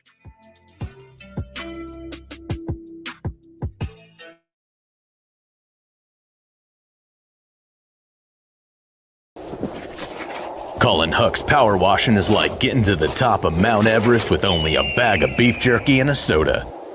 Huck's can conquer all residential or commercial exterior cleaning woes that you have, leaving you feeling like you're on top of the world. House washing, window cleaning, driveway washing, to even graffiti removal. Coming this fall, we'll offer professional holiday lights installation. We love muck and gunk. You don't. Let Huck's handle it. Call for a quote today. Right. Start your day with 12 News this morning. Get ready with Jake's accurate hour-by-hour forecast, so you'll know if you need a jacket when you walk out the door, or an umbrella by lunch. Start your day knowing what happened overnight and what's happening now. Live, breaking news all morning long. And plan the best route to work and school with traffic from across Kansas. Start your day right. Start your day with 12 News this morning on KWCH and KSEW. Hey, Wichita, Jim Rome here, celebrating over 25 years as the #1 midday sports talk show on Wichita Radio. Find out why. Tune into the jungle, weekdays 11 until 2 on 97.5 and 1240 KFH.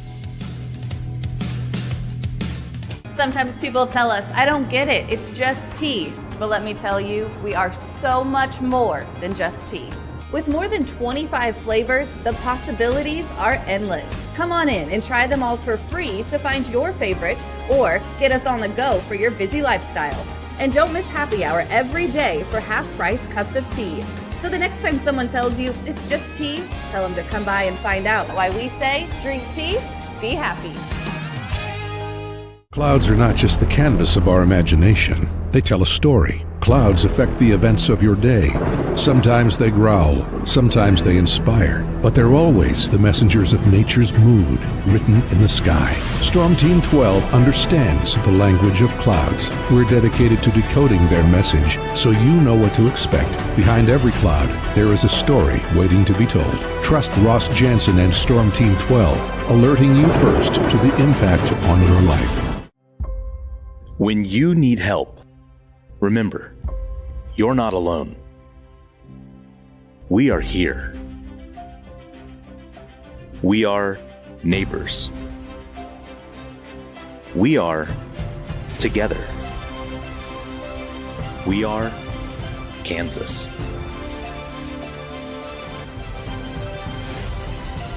We are 12 News. They say it takes a village. Come together and support local businesses in our neighborhoods. When you contribute to local shops, more money goes back into the economy. Shopping local makes our state stronger. So give back to the communities you love and watch our businesses and communities thrive. Shop local and be Kansas proud. At 12 News, we know you're busy, which is why we're here whenever you need us. Anytime, any screen. With live breaking news. Critically hurt after an apartment. Storm Team 12 forecast. Snowing for many miles. And the stories you don't want to miss. The scene's still very active. Just right search KWCH 12 News wherever you stream and catch up on the latest news of the day. All for free and on your schedule, hopefully making your day a little bit easier. And did I mention the Storm Team 12 forecast? 12 News whenever you want.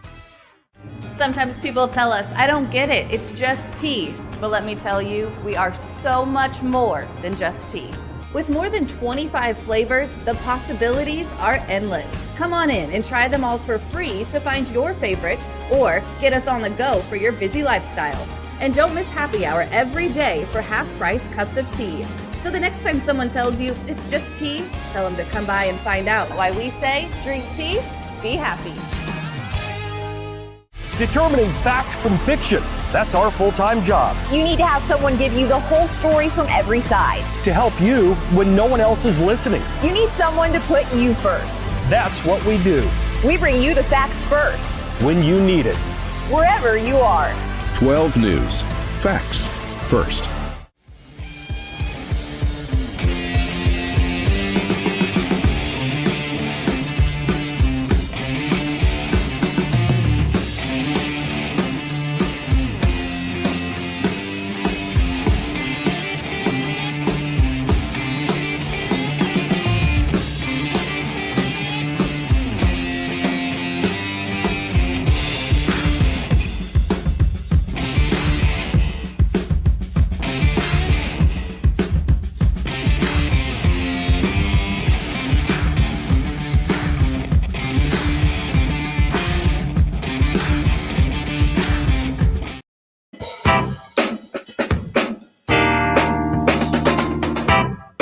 Welcome back, everybody. It's Sports Daily on KFH. Tommy Castor and Paul Savage. Jad Chambers producing the show. The IHOP hotline is open the rest of the way this morning. Mornings by the way, IHOP is excited to bring back its all-you-can-eat pancakes deal now through September 15th. Wanted to make sure that we got that in there to mention IHOP and that IHOP hotline at 869-1240. Our thanks to Jacob Albrock, Brandon Zinner, and TJ Cleveland for joining us on week number 1 of our Friday football picks. We'll be doing that every single Friday throughout the football season.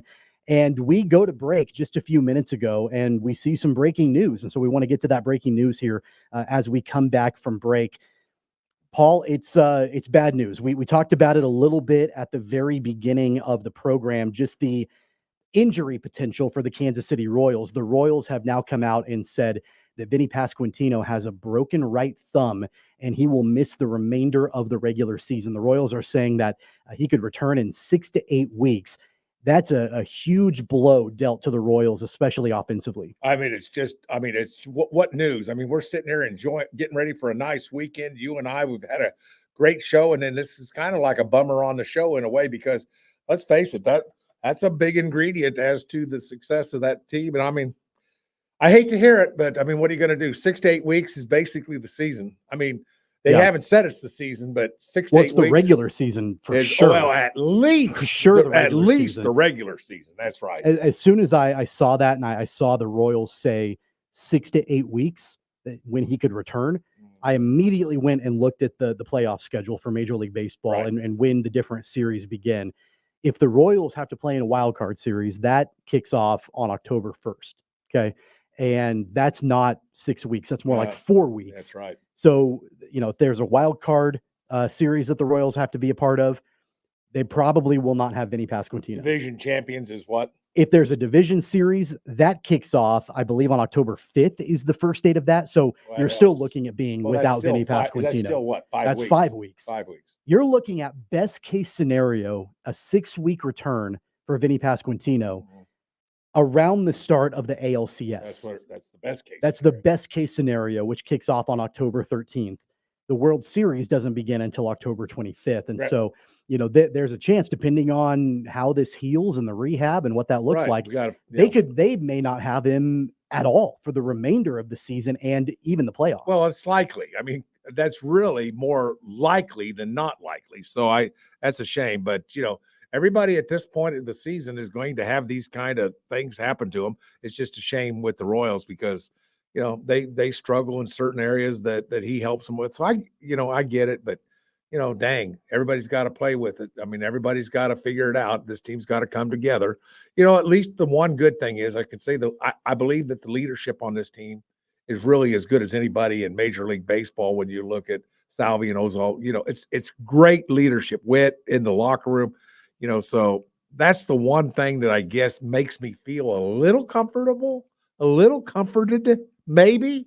But I mean, it's still a big loss. We both know that, Tommy. Yeah, now I also start thinking about, okay, what do they do in his absence offensively? I think one of the, again, I guess a silver lining, if you want to try to find a silver lining, is that there is depth at that position for the Royals. So, Salvador Perez can easily play first base the remainder of the way, and Freddie Fermin can play catcher. That's a possibility. Like they could do that. Yeah, that would work. There's probably enough versatility from a couple of guys on that offensive side of the baseball for the Royals that if Salvi needs to DH, they could probably fill in at first base. And I haven't looked to see who all has played first base this season for the Royals. I don't know if that I'm just kind of shooting from the hip. I don't know if Michael Massey can play first base, if needed, if Adam Frazier can play first base, if Garrett Hampson or Paul DeYoung. There are going to be, I think, some other options from a versatility point of view if it's not Salvador Perez. But by and large, I think that they're covered defensively, right? I think it's okay from a defensive point of view to have, slide Salvi right into that full-time first baseman role and Freddie Fermin, be the catcher for the remainder of the regular season until Pasquantino can return. The big question is going to be, how do you replace the pop in the lineup? Pasquantino was leading the team in RBIs.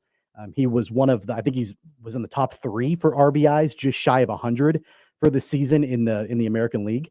And so you can't replace that kind of production in the lineup. Are they going to need to go outside of the organization? Do they need to look at AAA? What in your mind? First off, I think it's incredibly difficult to even try to find a replacement that can do what Vinny Pasquantino does offensively. How does this change what the Royals are trying to do from an offensive point of view? I'm going to go to Moneyball. You're going to find a couple of players that do what you need done and probably work them into the lineup somehow. It probably won't be just one guy, but it might be a couple of guys. And they may already be in the system. We doubt that they're in the farm system. We don't think they would be, do we? But I don't think we would think that. But they go find them somehow. I mean, and I don't know. It's a good question. I'm not sure I have an answer to that. I mean, we're what 4 weeks left in the regular season, for God's sakes. I mean, it is 4 weeks, and now. they're depleted. I mean, they absolutely are depleted. How are you going to get it? Where are you going to get it? One other option that I didn't think about that they could do if they wanted to is Nick Pratto, who has spent some time with the big league club. He's currently in Omaha in AAA. They could bring him up to play first base if they needed some depth at that position. Right. So maybe they wouldn't necessarily have to try to, rotate some players around at different positions. Do you have his batting average or any stats on him at all? Don't worry about it. No, don't call it up. It's okay. It's all right. Because I get the point. The point's a good point. And it's obviously you think to yourself, "Well, bring them up." But as I said earlier in the conversation, I thought at this point anybody that was up that needs to be up is probably up. But well, rosters do expand this weekend, and it couldn't happen a day sooner for the Royals. I think on Sunday is when rosters expand for the final month. So they can bring up another hitter, they can bring up another pitcher if they need to. Prado has not spent any time in Kansas City this season, but he did play. He has played a handful of games at least with the Royals in previous seasons. Last year, he had 35 RBIs with the big league club. He batted .232 in 95 games, had 306 at bats. So he played a decent amount. But remember, the Royals didn't have a whole lot of other options. Right. They had to play Nick Prado. So the average was fairly low. He struck out a lot. He struck out 135 times, 138 times in 95 games. So that's a lot of strikeouts, 35 RBIs. He spent a little bit of time in 2022 with the Royals. His batting average in 2022 was under the Mendoza line at 184. You're not making me feel good right now. Well, I don't think I've got a lot to make you feel good about. Yeah, I got you. Yeah. So, ultimately, I think that the production offensively is something to be concerned about. And more specifically, when you go from having the pop in the middle of your lineup with Salvador Perez, Bobby Witt Jr., and Vinny Pasquantino, that's a three-headed monster that pitchers have to deal with through the lineup every single time through. Right. When you drop that down to two, and you have Witt and you have Perez, I think that takes a little bit of pressure off of the opposing pitchers. They know they don't have to get through three guys that might change the pitch selection a little bit, the way that they throw to Bobby Witt Jr., the way that they throw to Salvador Perez, because they know they also don't have to deal with Vinny Pasquantino. Yeah, it's a lot more manageable, obviously. Sure, I got you. Well, it's a shame that happened, but, somehow you overcome. I mean, the games are still going to be played. They're not canceling the games, are they, Tommy? You didn't say there. No, not to my knowledge. Yeah. I'm being not to my knowledge. I'm being sarcastic, but you get the point. They're going to play the games. Well, let's just see what happens. This is what legends are made of. You're coming up to the big club, go play, go do what you can do. Who knows? Legends are made of this kind of moment. Well, it's going to be a challenge. It's already been a challenging week for the Royals. Yeah. It's going to continue that way, and they've got to figure out what direction they want to go as far as replacing, hard to do, a guy like Vinny Pasquantino in the lineup. That's right. As we go through the final week, or the final month, that is, of the regular season. Let's set up our second giveaway here really quick. Of the show. Cody Jinks is going to be at Intrust Bank Arena. That's going to be a really fun show. Cody Jinks at IBA on November 23rd. We've got tickets for you. All you have to do is text the keyword Cody, that's CODY, to the short code 20357 for your chance to win those tickets to see Cody Jinks at Intrust Bank Arena. Message and data rates apply. We'll take another time out. We'll be right back. It's Sports Daily on KFH.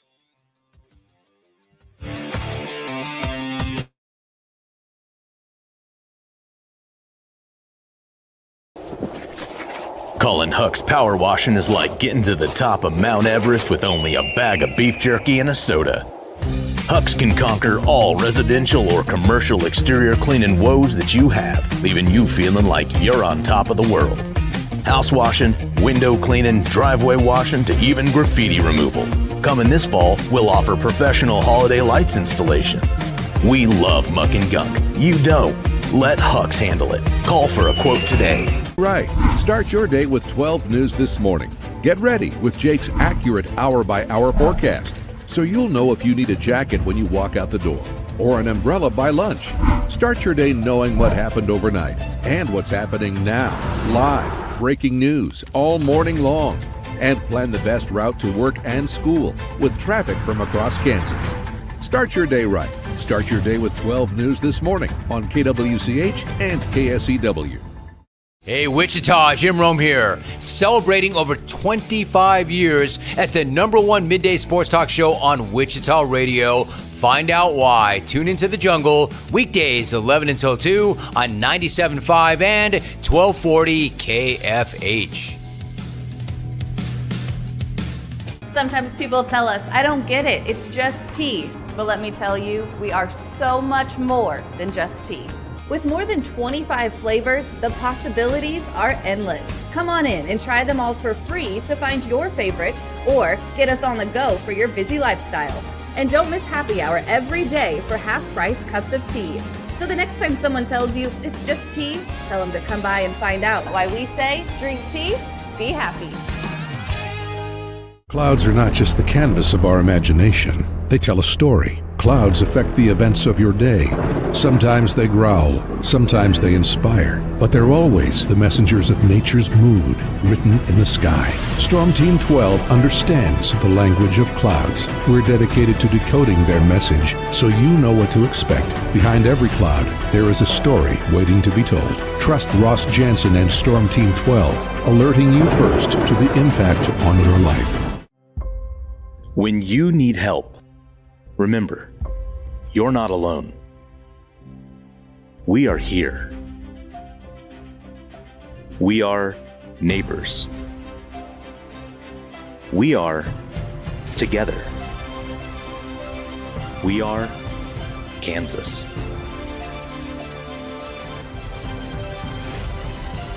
We are 12 News. They say it takes a village. Come together and support local businesses in our neighborhoods. When you contribute to local shops, more money goes back into the economy. Shopping local makes our state stronger. So give back to the communities you love and watch our businesses and communities thrive. Shop local and be Kansas proud. At 12 News, we know you're busy, which is why we're here whenever you need us. Anytime, any screen. With live breaking news. Critically hurt after an apartment. Storm Team 12 forecast. Snowing for many miles. And the stories you don't want to miss. The scene's still very active. Just search KWCH 12 News wherever you stream and catch up on the latest news of the day.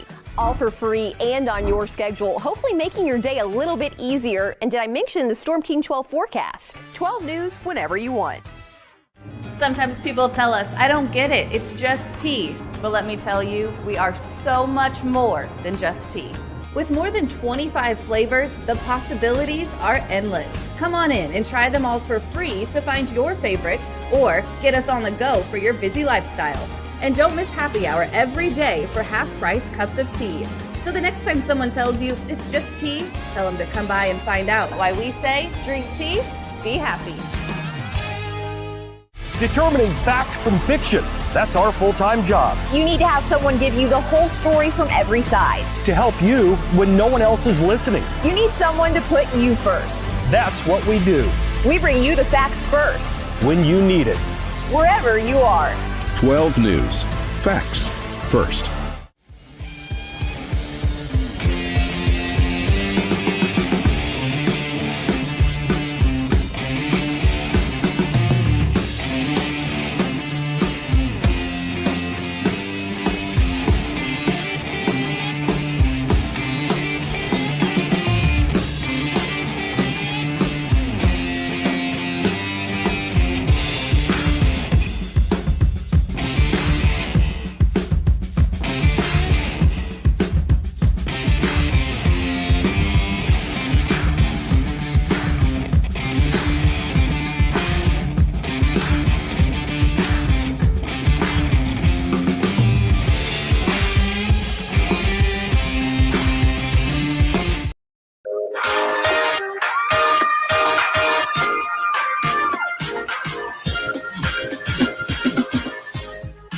This portion of the show brought to you by our friends over at Crestview Country Club. Paul, I don't know if you're much of a golfer at all, but the weather now is going to be a little bit cooler. Yeah. Great time to get out and try to play some golf. I'm not, but I know I'm really proud of Crestview Country Club and our family ship and sponsors. Yeah. Because I've been to numerous events out there where you go to classes and they have class facilities that if anybody's ever looking for a space they need to rent to have a class or do something like that. Well, I'll tell you what, out there, they treated us so well. I'm not kidding, Tommy. Yeah. They treat us so well.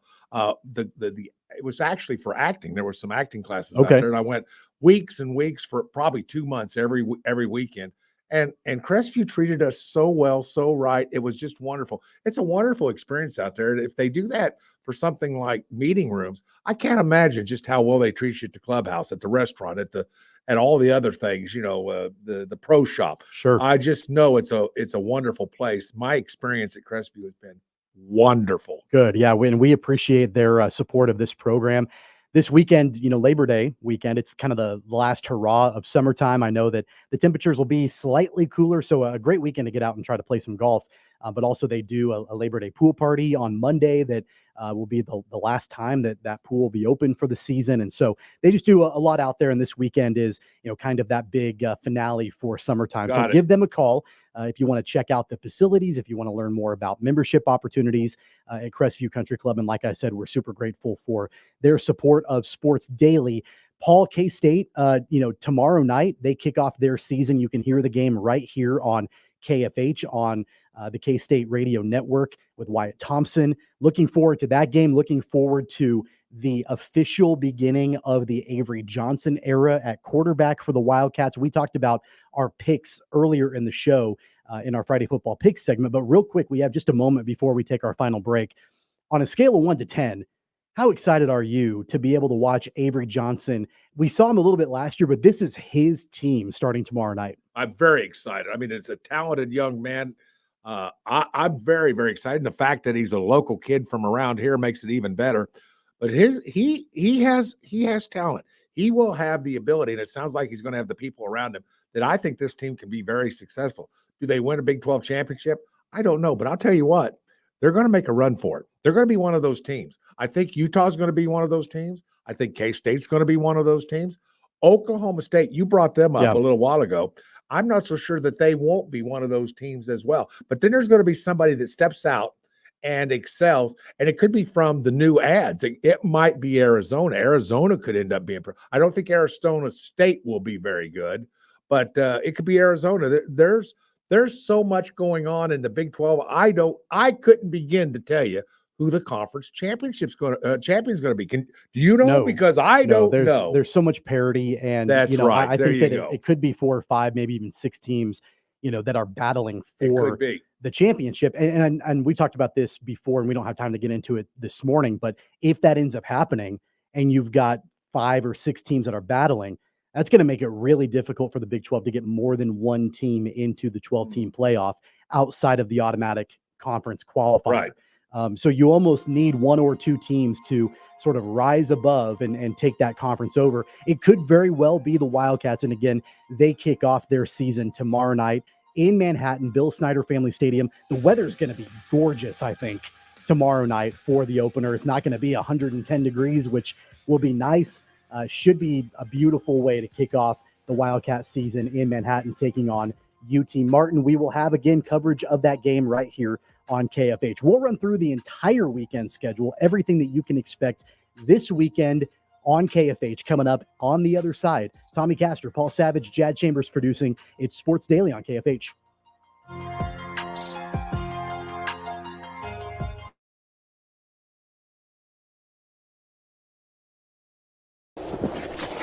Colin Huck's power washing is like getting to the top of Mount Everest with only a bag of beef jerky and a soda. Hucks can conquer all residential or commercial exterior cleaning woes that you have, leaving you feeling like you're on top of the world. House washing, window cleaning, driveway washing, to even graffiti removal. Coming this fall, we'll offer professional holiday lights installation. We love muck and gunk. You don't. Let Hucks handle it. Call for a quote today. Right. Start your day with 12 News this morning. Get ready with Jake's accurate hour-by-hour forecast, so you'll know if you need a jacket when you walk out the door, or an umbrella by lunch. Start your day knowing what happened overnight and what's happening now. Live, breaking news all morning long. And plan the best route to work and school with traffic from across Kansas. Start your day right. Start your day with 12 News this morning on KWCH and KSEW. Hey, Wichita, Jim Rome here, celebrating over 25 years as the #1 midday sports talk show on Wichita Radio. Find out why. Tune into The Jungle, weekdays 11 until 2 on 97.5 and 1240 KFH. Sometimes people tell us, I don't get it, it's just tea. But let me tell you, we are so much more than just tea. With more than 25 flavors, the possibilities are endless. Come on in and try them all for free to find your favorite or get us on the go for your busy lifestyle. And don't miss happy hour every day for half-price cups of tea. So the next time someone tells you it's just tea, tell them to come by and find out why we say, drink tea, be happy. Clouds are not just the canvas of our imagination. They tell a story. Clouds affect the events of your day. Sometimes they growl, sometimes they inspire, but they're always the messengers of nature's mood written in the sky. Storm Team 12 understands the language of clouds. We're dedicated to decoding their message so you know what to expect. Behind every cloud, there is a story waiting to be told. Trust Ross Jansen and Storm Team 12, alerting you first to the impact on your life. When you need help, remember, you're not alone. We are here. We are neighbors. We are together. We are Kansas.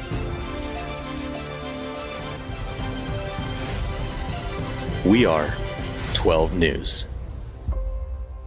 They say it takes a village. Come together and support local businesses in our neighborhoods. When you contribute to local shops, more money goes back into the economy. Shopping local makes our state stronger. So give back to the communities you love and watch our businesses and communities thrive. Shop local and be Kansas proud. At 12 News, we know you're busy, which is why we're here whenever you need us. Anytime, any screen. With live breaking news. Critically hurt after an apartment. Storm Team 12 forecast. Snowing for many miles. And the stories you don't want to miss. The scene's still very active. Just search KWCH 12 News wherever you stream and catch up on the latest news of the day. All for free and on your schedule, hopefully making your day a little bit easier. And did I mention the Storm Team 12 forecast? 12 News whenever you want. Sometimes people tell us, I don't get it, it's just tea. But let me tell you, we are so much more than just tea. With more than 25 flavors, the possibilities are endless. Come on in and try them all for free to find your favorite or get us on the go for your busy lifestyle. And don't miss happy hour every day for half-price cups of tea. So the next time someone tells you it's just tea, tell them to come by and find out why we say, drink tea, be happy. Determining fact from fiction. That's our full-time job. You need to have someone give you the whole story from every side. To help you when no one else is listening. You need someone to put you first. That's what we do. We bring you the facts first. When you need it. Wherever you are. 12 News. Facts first.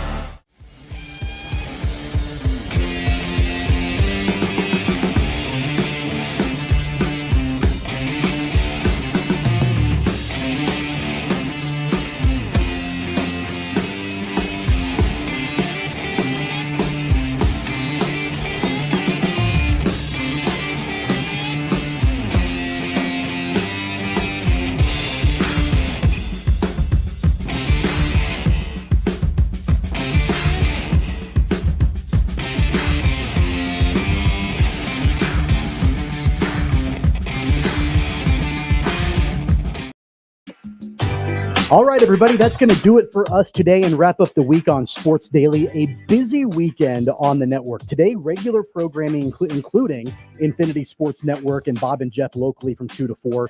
The Royals continue their series tonight in Houston. That coverage begins at 7 o'clock tonight. Tomorrow, K-State football, that begins at 4 o'clock, coverage right here on KFH. Royals continue their series at Houston on KNSS AM 1330. Butler football with Dennis Higgins tomorrow night, 6:30 on KNSS FM 98.7. The Royals continue on Sunday on KFH at 1 o'clock and on Monday, 2:30 right here on KFH. Enjoy the holiday weekend. We will be back with you live on Tuesday. Paul, myself, will be here along with Jad Chambers. We'll see you then.